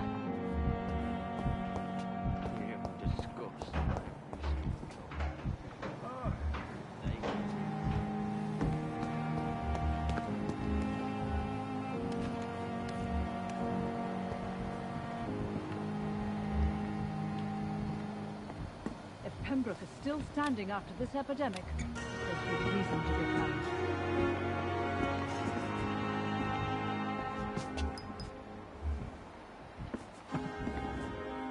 Good evening, nurse. I'm Dr. Jonathan Reed, the new surgeon here at the Pembroke. Dr. Swansea has already told us about you, sir. I'm Nurse Gwyneth Brannigan. Welcome to the Pembroke Hospital. Did he really? It's a good thing I wasn't hoping to keep a low profile. All members of staff have already read about your new blood transfusion technique. Dr. Swansea made sure of that. I see. Well, I'm a little surprised, but I suppose I'll just have to deal with this unexpected notoriety. You must know, blood transfusions are Dr. Swansea's primary subject of research. He is convinced it is the future.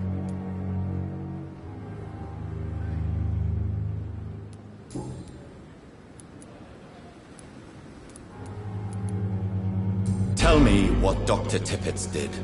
I know his mistake caused a patient's death. If I had not covered up his error, Dr. Tippett would have been fired from this hospital. I could not let that happen. You can't allow your emotions to dictate your conduct concerning patients, Nurse Brannigan. Look around you, Dr. Reed. Do you really think we can afford to lose a brilliant practitioner like Dr. Tippett's in our situation?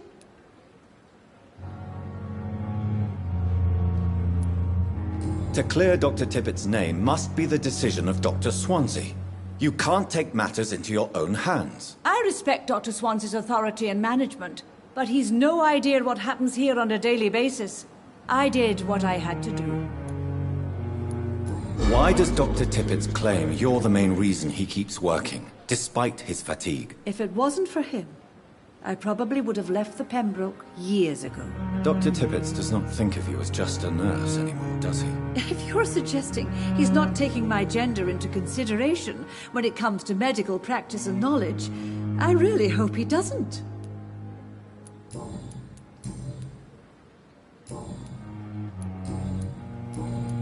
Goodbye, nurse. Call me if you need assistance.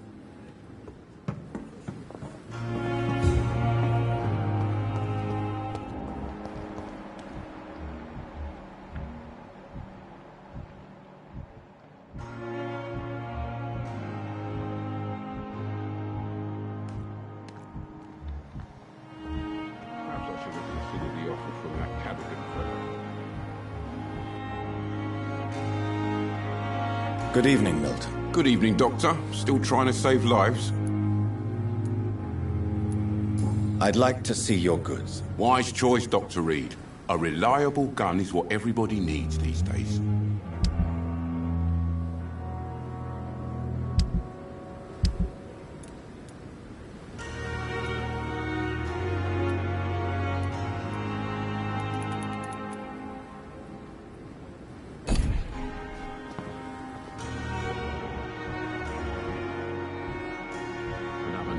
Glorious battalion of Pembroke.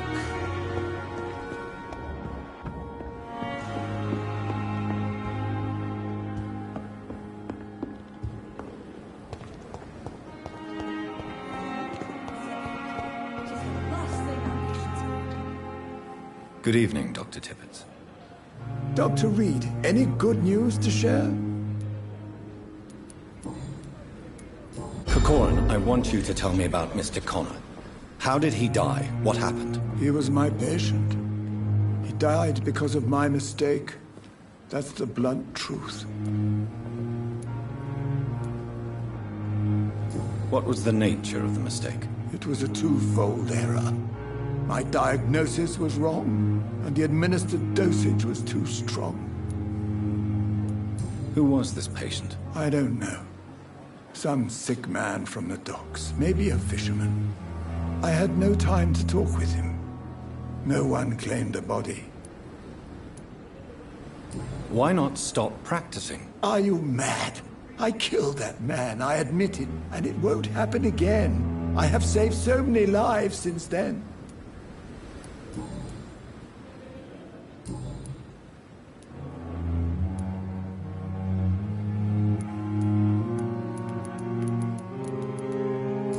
I will cover for you, Dr. Tippett, by keeping what happened to Mr. Connor to myself. I don't know what to say, actually. I can't exactly force you to become my accomplice. You didn't force me. This is my decision to make. I believe you're still of use to the hospital, considering the situation. Then I can make you this promise. As soon as the epidemic is eradicated, I will resign.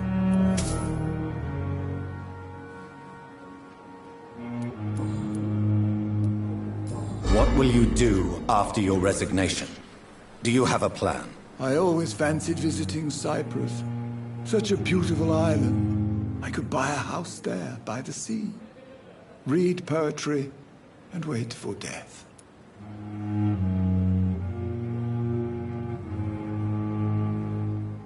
Do you need any medical assistance yourself, Doctor? Come on, don't be ridiculous, dear colleague. Goodbye, Dr. Tippett.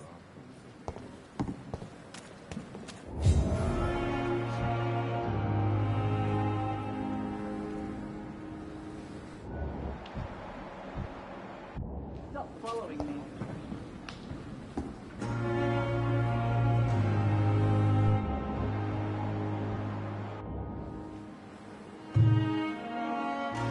We must prove what we are. Good evening, Nurse Brannigan. Good evening, Doctor.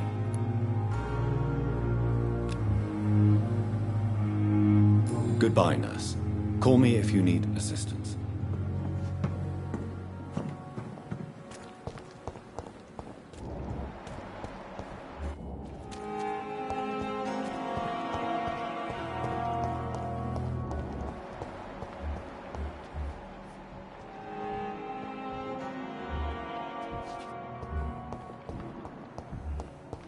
Sure we're making a difference.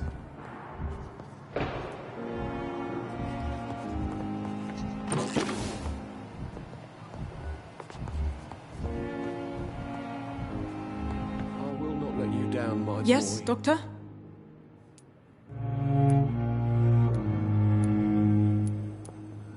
Why then do you always work the nights? Don't you ever sleep? At the Pembroke, we're always hands on deck.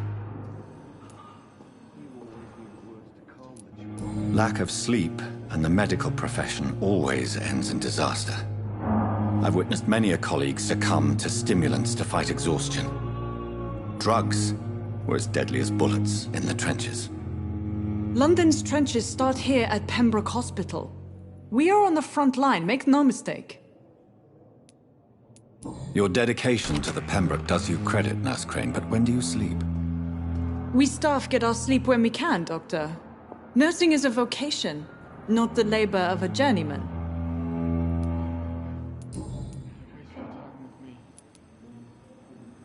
Exactly how bad is the supply situation here at Pembroke? It really depends. Dr. Swansea deftly works his society contacts for monies, but with the quarantine, well, we're in God's hands. That's all for now, Nurse Crane, thank you.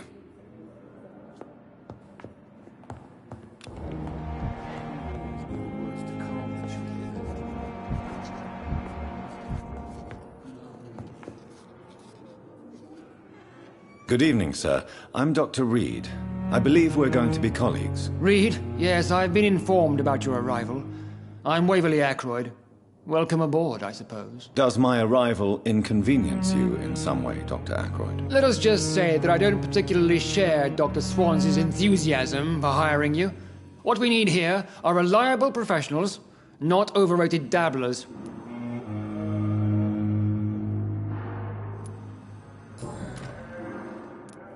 If you have a problem with me, Dr. Ackroyd, please feel free to tell me. Dr. Swansea has imposed your presence on this hospital without asking anyone's advice. The benefit of his position. But I don't agree with it. I know we've never met before, but I believe this hospital could use all the help it can get. You will agree with that, I'm sure. Oh, but I have heard about you, Dr. Reed. Of course, you can't say the same about me, since I have not wasted my time courting the press.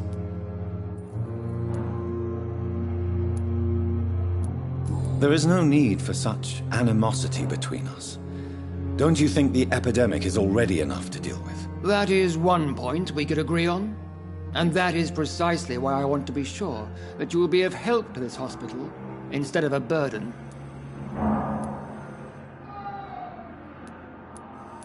Since your tenure in this hospital is longer than mine, perhaps you can tell me more about this place. Let's just say I'm tired of the carelessness around me. I have always respected the skills of Dr. Swansea, but over time his enthusiasm has become displaced. Carelessness? Exactly what are you talking about? We're here to save lives. The people who trust us are not volunteering for experimentation. They're here to be healed. I don't intend to run any radical experiments, Doctor. Even if I, as any good practitioner should, express an interest in pushing the boundaries of medical research. Modern medical methods were created through audacity and ego. But there are rules in our line of work, and they're here to protect our patients.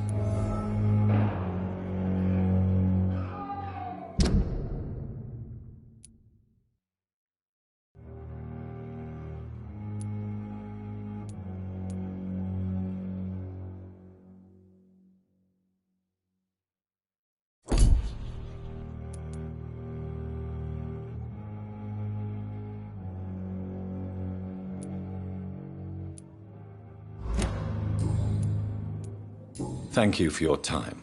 We'll talk later.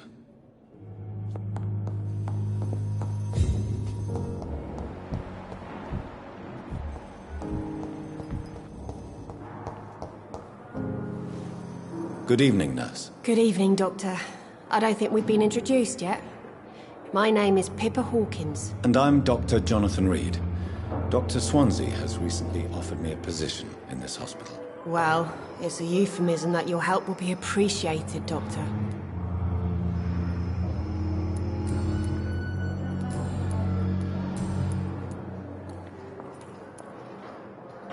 How is the Pembroke staff coping with the epidemic? Well, not well. Milton, the ambulance driver, is even more grumpy than usual, especially concerning doctors. Why does Milton dislike doctors? I don't know. Just ask him. But be warned, Milton is not the chatty type. Why is Milton grumpy on a daily basis? Is it just an act? Milton's not the kind of man who's bothered about a bad reputation, whether he deserved it or not.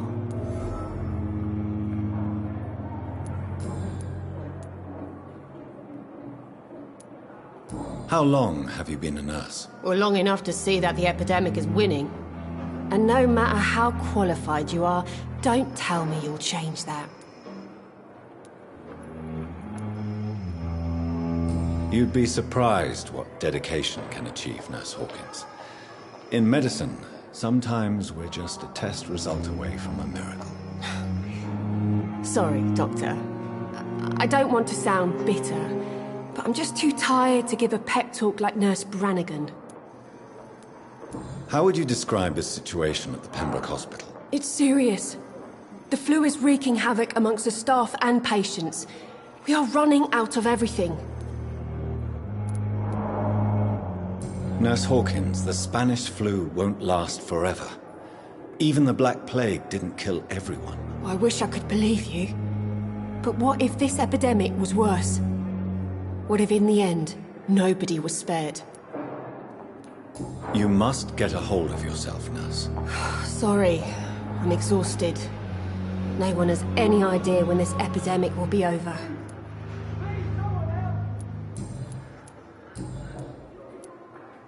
Goodbye, Nurse Hawkins.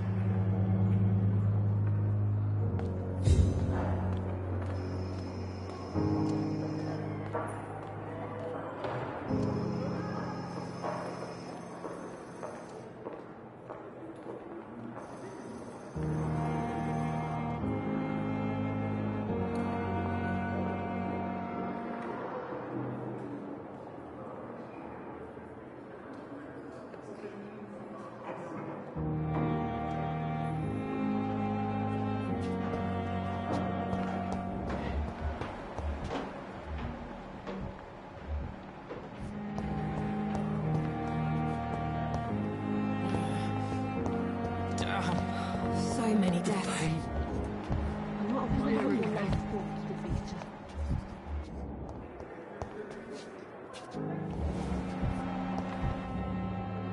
Good evening, sir. Can I help you? Unless you're here to fix my face. No.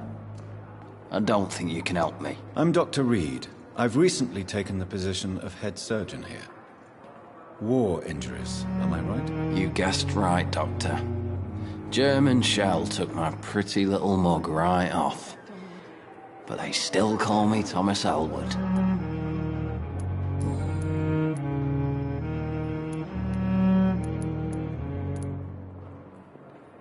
Where were you stationed, sir?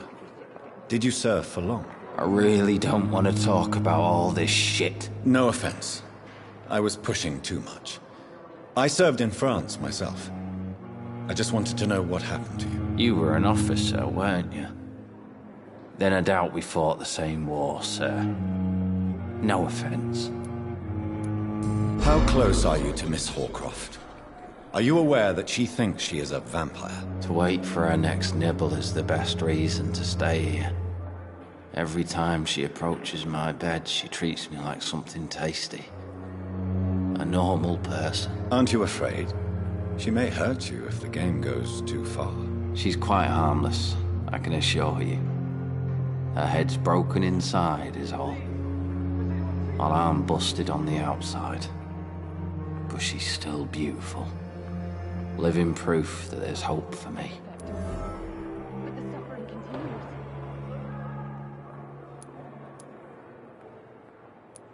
So do you let her bite you?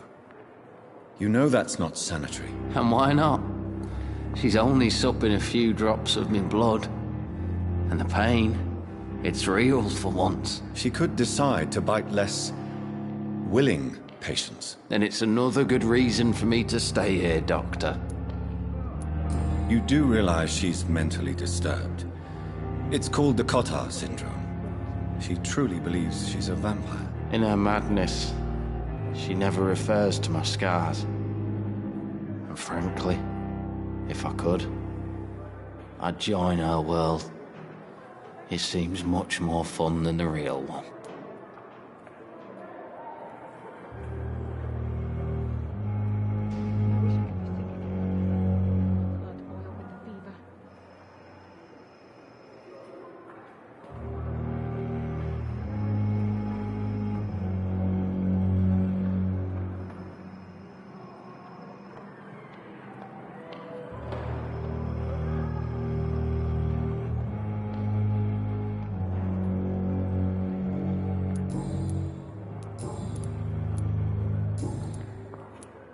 How is your stay with us, Mr. Elwood? Oh, it's bliss. I just escaped death in the trenches to be surrounded again by the moans of the dying. Can I ask you precisely why you're a patient here? It's the pain, sir. The drugs don't work. It just hurts under the scars, if you get my drift.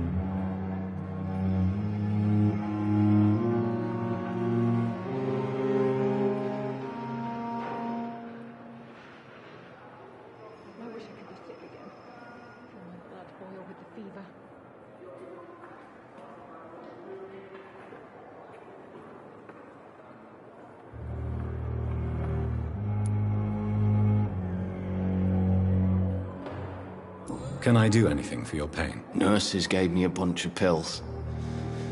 No effect. Told you. It's like the flames are under my skin, burning away. Who is treating you? Is someone in particular looking after your case? Nobody since the old and tired doctor spoke to me. Started to think I was forgotten about.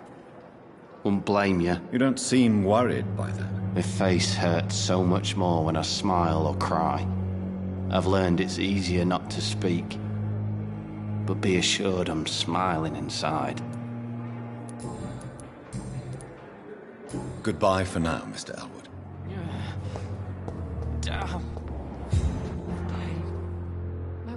Good evening, Mr. Hampton. How do you feel? Dr. Reed, is it? Oh, sir, I must apologize for my behavior. What do you mean? I was not myself in the factory.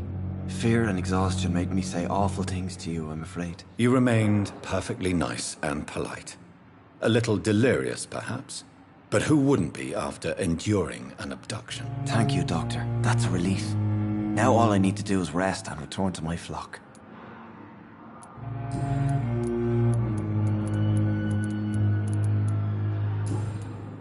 Goodbye, Mr. Hampton. We'll talk again later. It's locked.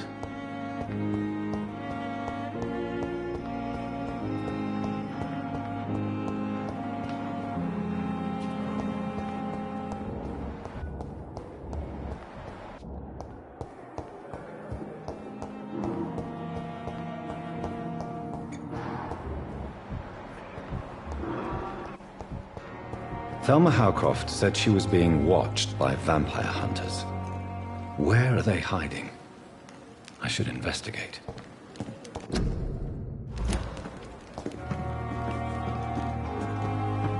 It's locked.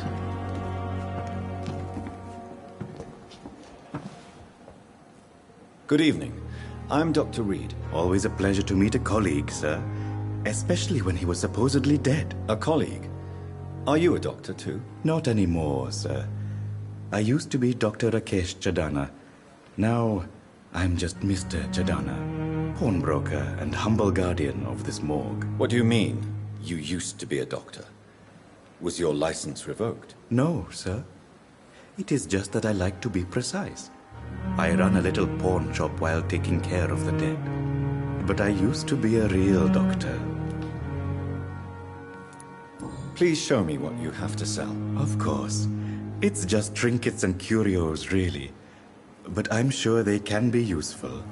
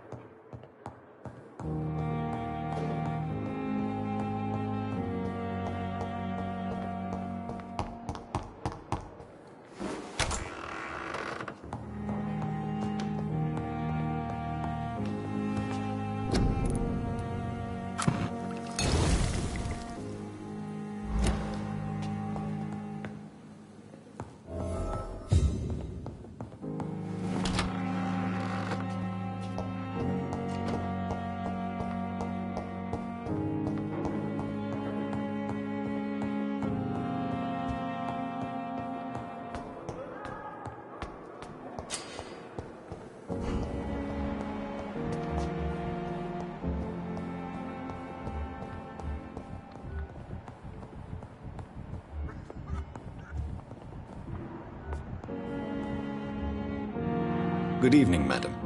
Can I help you? It's my son who needs you, sir. I'm Dr. Jonathan Reed. How can I help your son? I'm Beatrice Goswick, mother of Mortimer Goswick.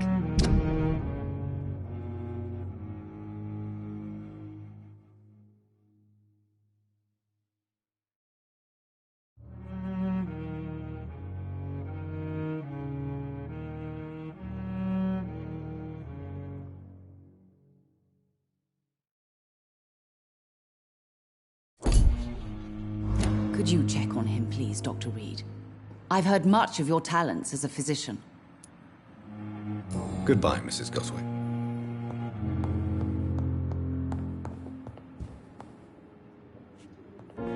Finally, you've returned, Doctor. Did you find anything of value? Yes, nurse. You've worked your first miracle, Doctor. Now, this patient here needs immediate treatment. Duty calls. When the storm has passed, I'll show you how to mix the remedy yourself with the same basic ingredients. Many thanks, Doctor. When you've finished, you ought to report to Dr. Swansea in his office. He's been looking for you. Seemed pressing.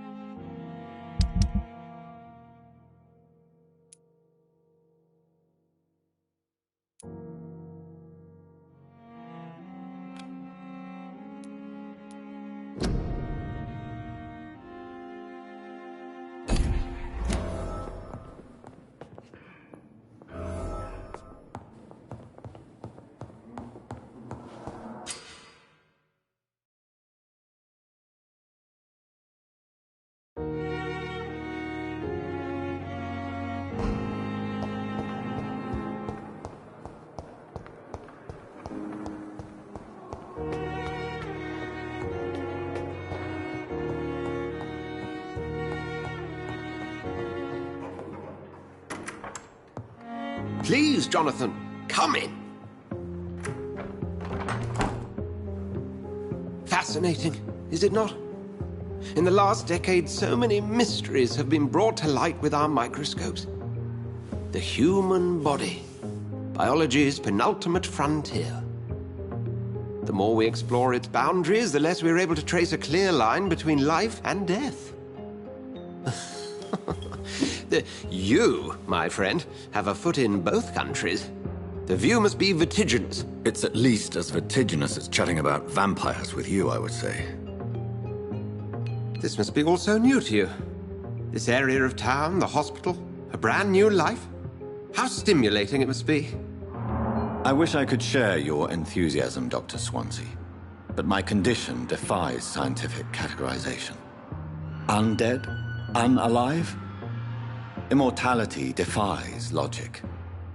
I cannot express my thrill at this serendipitous turn of events. The world's most eminent specialist in blood transfusions, a vampire. One might say a gift from heaven.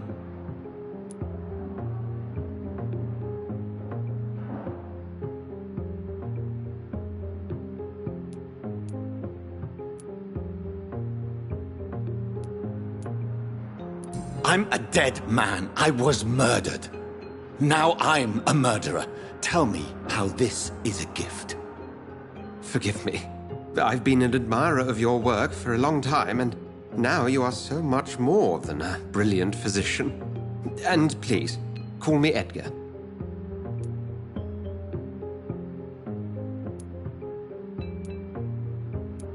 I'm not some doe-eyed student, Edgar.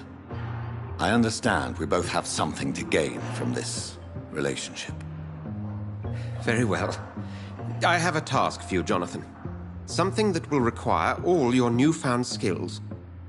Please, go on.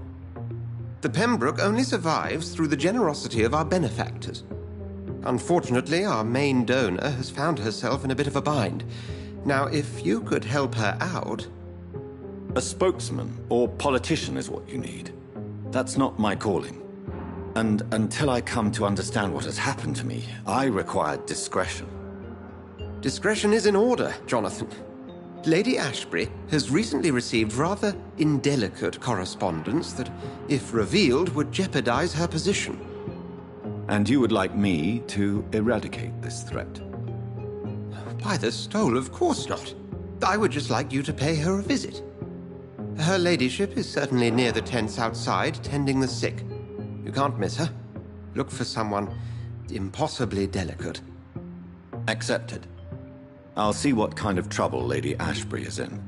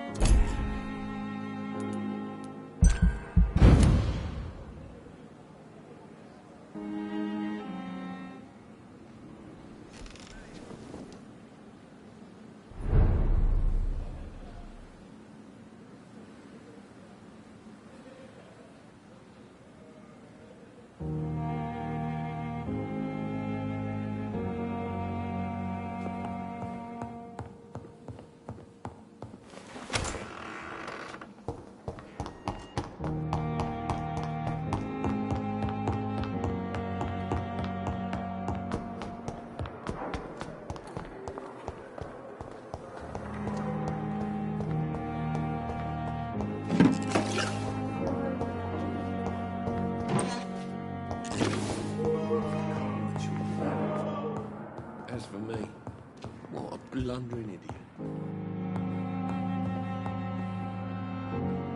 Good evening, Doctor. How is my son doing?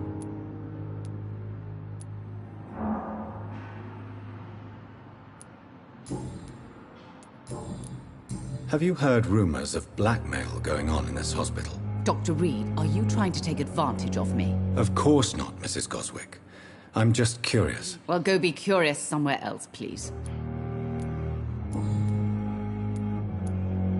What do you think of your reception here? Any complaints? I have had the uttermost reservations about this hospital since we arrived. But we had no other choice, considering the state of emergency. Is there something in particular that's bothering you? Some of the staff were not especially welcoming. I suspect they're not accustomed to dealing with patients of such social standing. What can you tell me about yourself, Mrs. Goswick? Not much to say. Just take care of my Mortimer and I'll cover all the expenses. That's all that matters. May I ask if you have an occupation, Mrs. Goswick? I'm a teacher by profession. I teach young women who are more ambitious about their futures than their families.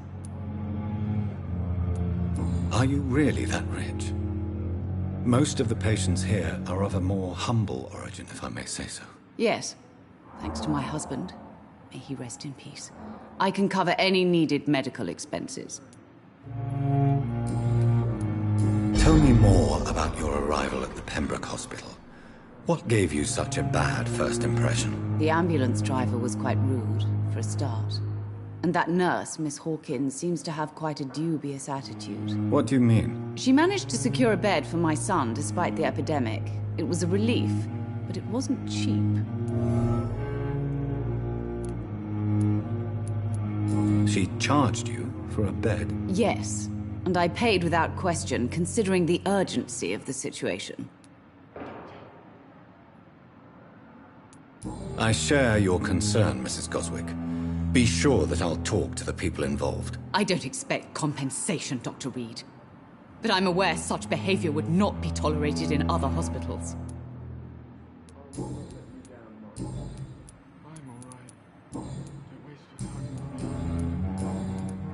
Goodbye, Mrs. Goswick.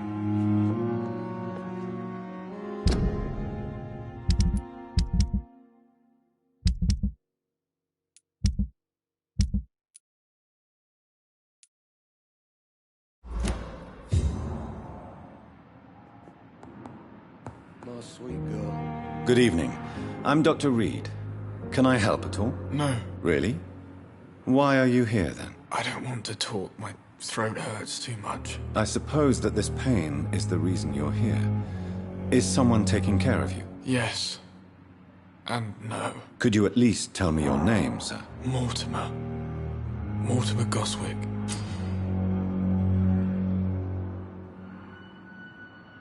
Do you need any help? I'm afraid I may, sir. I don't mean to be a burden. You are not a burden, sir. Healing you is my responsibility. And you have my gratitude for that.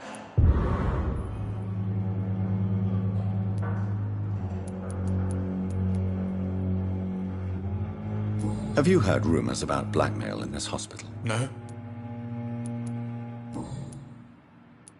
Tell me about yourself, Mr. Goswick. I don't want to talk, Doctor.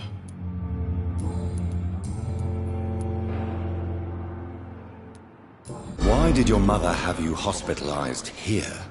She seems convinced this is a bad hospital. My mother just wants the best for me. She won't rest while I'm here. She'd go all the way to hell and back to help me.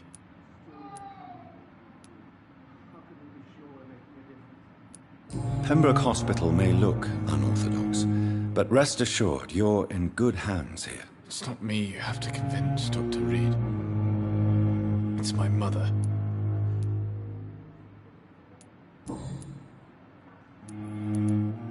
How painful is your throat, Mr. Goswick? So painful I'd rather not talk at all, Doctor. I'll let you get some rest, then. Good evening, sir. Doctor.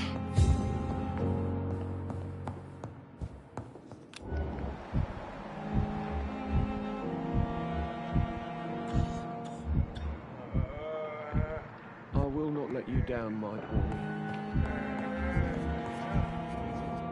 Dr. Reed, may I help you?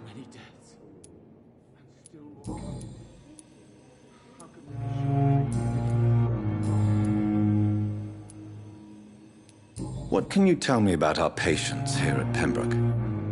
This hospital was founded to help the East End poor and needy. But since the war and the quarantine, we've had all manner of folk. Can you be more specific? Well, veterans, the elderly, dock workers.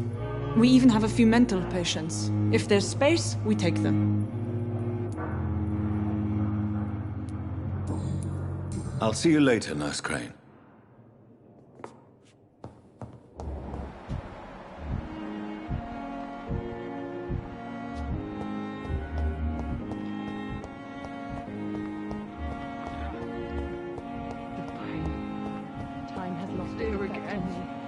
But the suffering continues.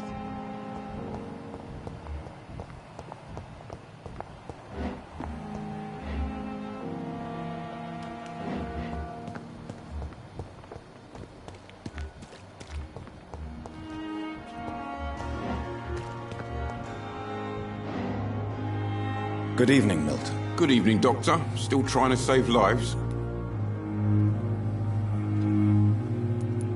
Have you heard of any underhand dealings going on in this hospital? There are a lot of secrets round here.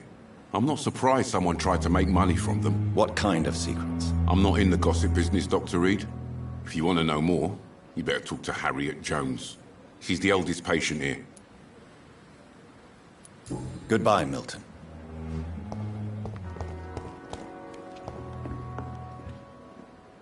The flu took my dear wife, Emily.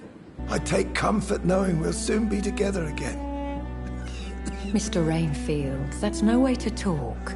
You're in good hands here, and we'll be up again soon enough.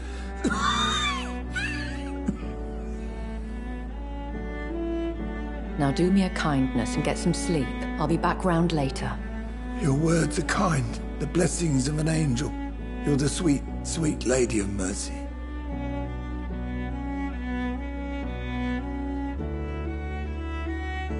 Good evening, Dr. Reed. It's a pleasure to see you again. You seem surprised. Dr. Swansea has brought me up to speed concerning your recent appointment to Pembroke Hospital. You're a the lady who saved me that night, before vanishing into thin air. I remember you from the pub with Dr. Swansea. Indeed. Allow me to introduce myself formally this time. My name is Lady Ashbury. I remember you well, in spite of the brevity of our encounter.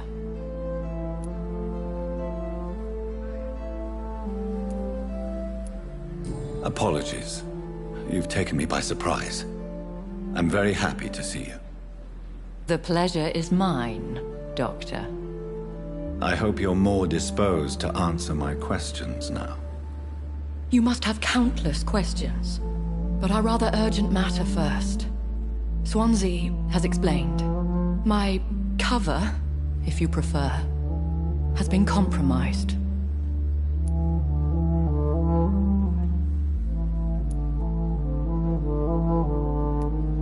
Pardon my boldness, Your Ladyship, but I have questions concerning this condition we share. As a newborn, your hunger for answers is rivaled only by your thirst for blood. But the questions need wait. I'm a scientist. My trade is in the deciphering of mysteries, and I need information to feed my mind. I will gladly answer every question you have, but first, prove yourself capable of resolving my predicament without eating the culprit.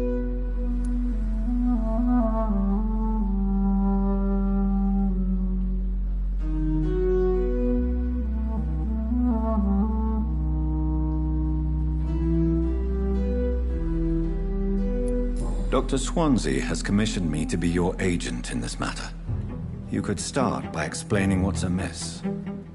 These past insufferable weeks, I've been the victim of extortion. I've made a first payment, but the blackmailer grows greedy. I must refuse his most recent demands.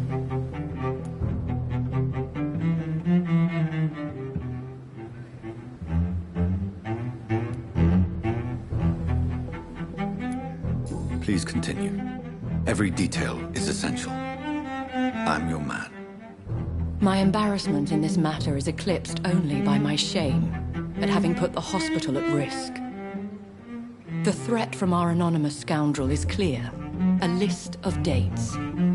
My visits coinciding with the dates of suspicious patient deaths due to massive blood loss. Is it true? Now aren't you the blunt one?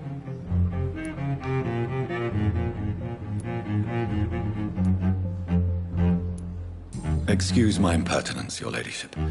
This is not an interrogation. I assure you that this line of questioning is in your best interest. In all honesty, I'm not simply a patron to the hospital. My visits serve a dual purpose. Dr. Swansea has been treating my condition with a revolutionary technique of blood transfusion. It seems you are a specialist in the domain. I'll take care of it. Do you know where I should start? If that was the case, I'd settle the matter myself. You could talk to our local gossip, Harriet Jones. Not a pin drops here without her hearing about it. I'll meet that woman now. My life, as others know, is in your hands, Dr. Reed.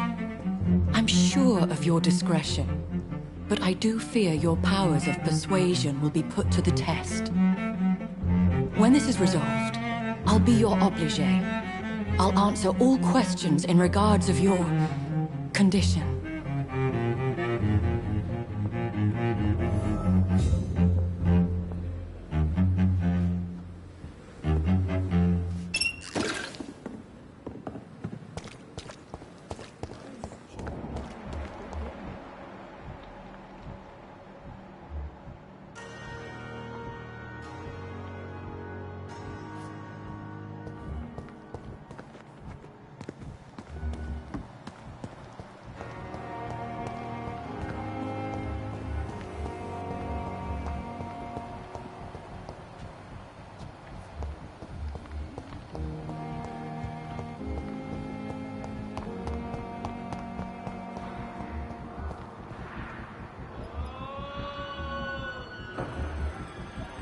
I will not let you down, my boy.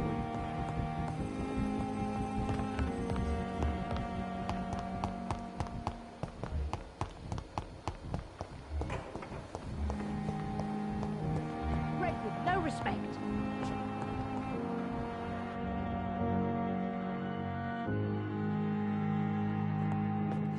What?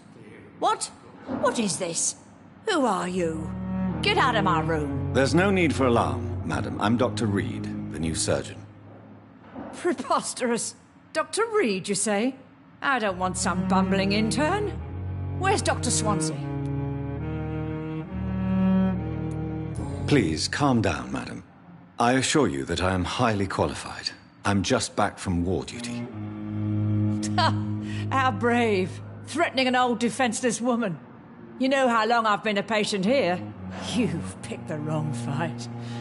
I'm Harriet Jones. Harriet Jones? Indeed. I've been meaning to have a chat with you. You know what goes on here better than any other patient, I gather. Oh, better than any patient, nurse or doctor. I've seen so many vile undertakings. I heard there have been some despicable goings-on. Was there a case of blackmail? Blackmail? Wait. You're investigating something. This isn't a social call. One of those incompetent cunts slit a poor sod's vein.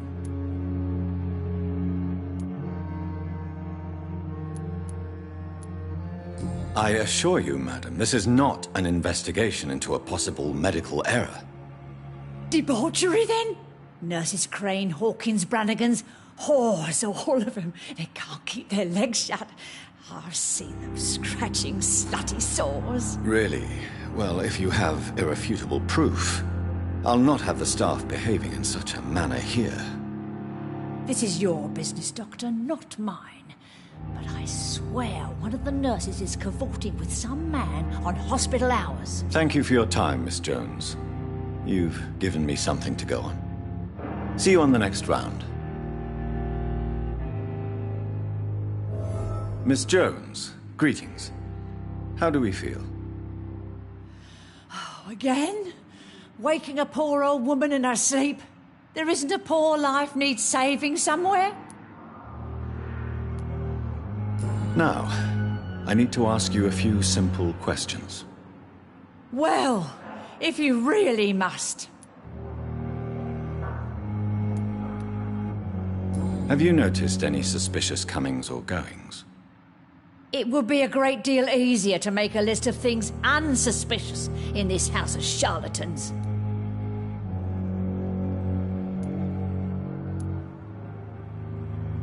Come now, Miss Jones. Surely it's not that bad. Have you no eyes? This hospital accepts all manner of souls, regardless of origin. The proper sick cannot heal. We're kept sickened by the refugees. Everyone here is very capable. I have not seen any instances of unprofessionalism. Thieves and murderers, the lot. People have gone missing here, you know. Poof, without a trace. If you could just tell me why you were admitted. It's terrible, Doctor. What with a pain in my chest, coughing up blood, and I get awfully tired. Wouldn't be so bad if I hadn't lost my house and all. I see. No one comes to visit, you know. Not even my own flesh and blood. I'll come and visit you shortly. Good night, Miss Jones.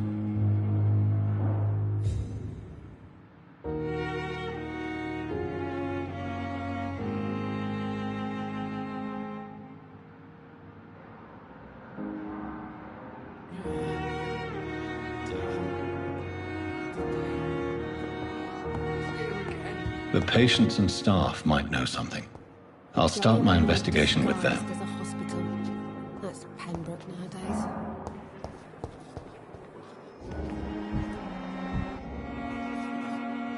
Good evening, Nurse Hawkins. Good evening, Dr. Reed.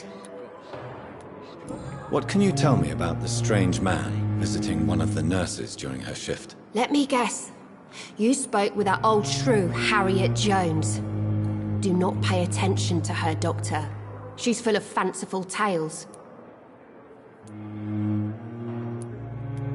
No matter how you feel about her, Miss Jones deserves our help. Who says I don't care for her? Hate is what keeps that old crone alive. She could have been telling the truth about the mysterious man. That old witch will end up in hell soon enough. Who cares if a nurse finds some happiness where she can?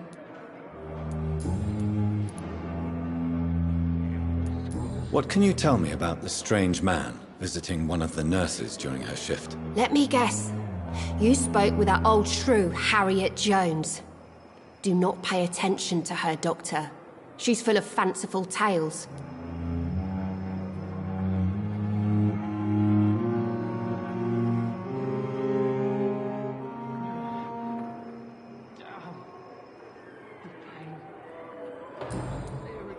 Goodbye, Nurse Hawkins.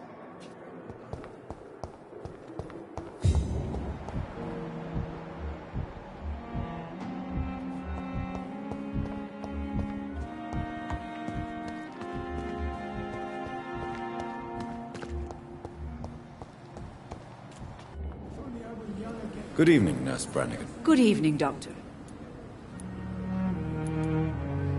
Do you know if any of the hospital staff have criminal backgrounds? The people who work here all come from very different backgrounds, Doctor.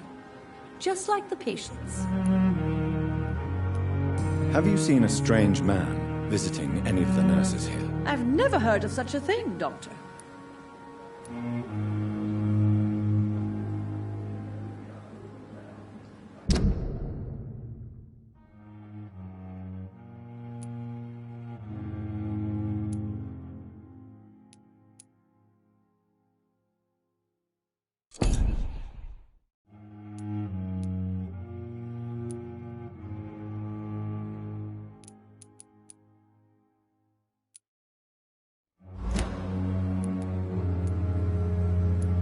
Goodbye, nurse. Call me if you need assistance.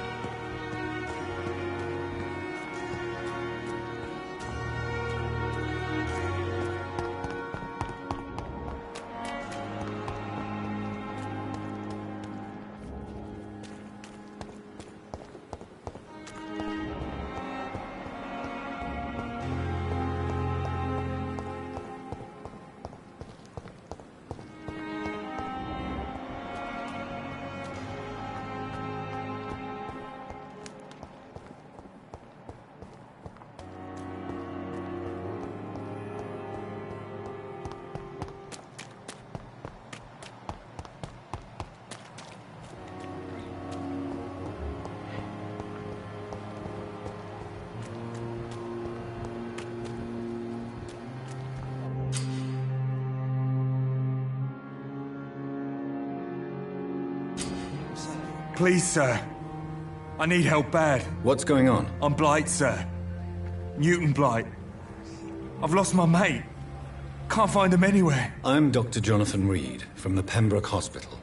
Please, calm down and give me more details. Oswald and myself were both infantry, sir. We were en route for the hospital, but we had a disagreement. And Oswald ran off towards the canal. How long have you been searching for him? I can't go there. Too many rats by the water. Fucking rats.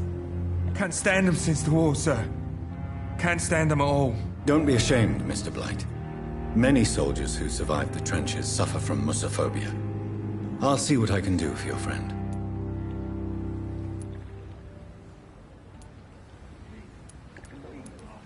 What can you tell me about your friend? His name is Oswald Thatcher. We survived the war together. Oswald is nervous and quite fragile since we came back from the war.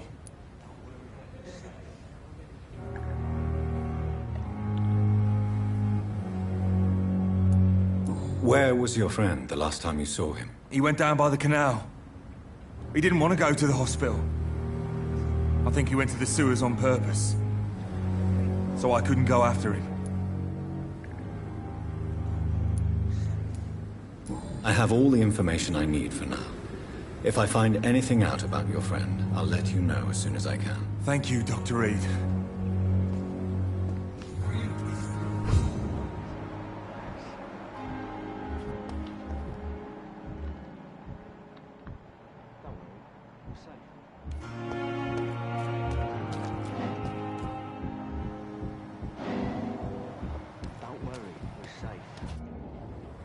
You're sure you don't come back with me?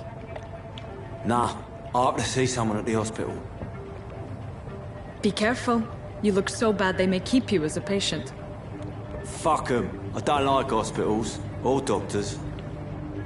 Well then, when you go back to Whitechapel, you may find this useful. What is it? A pass for a free medical exam by the best nurse available. Just read it. I don't read well, but thank you, I guess.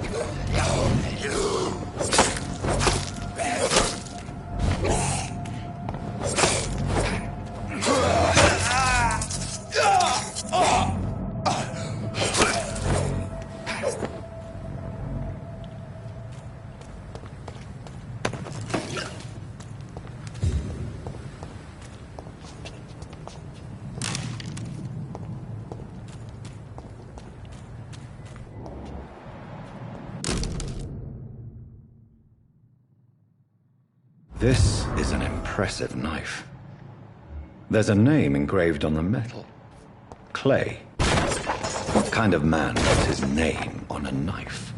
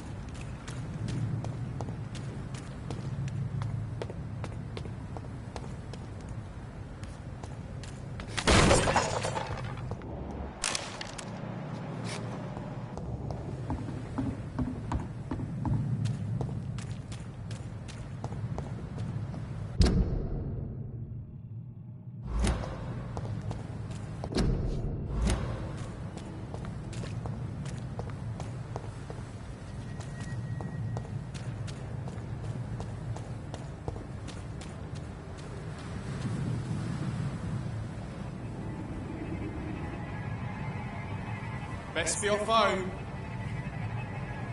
Last warning!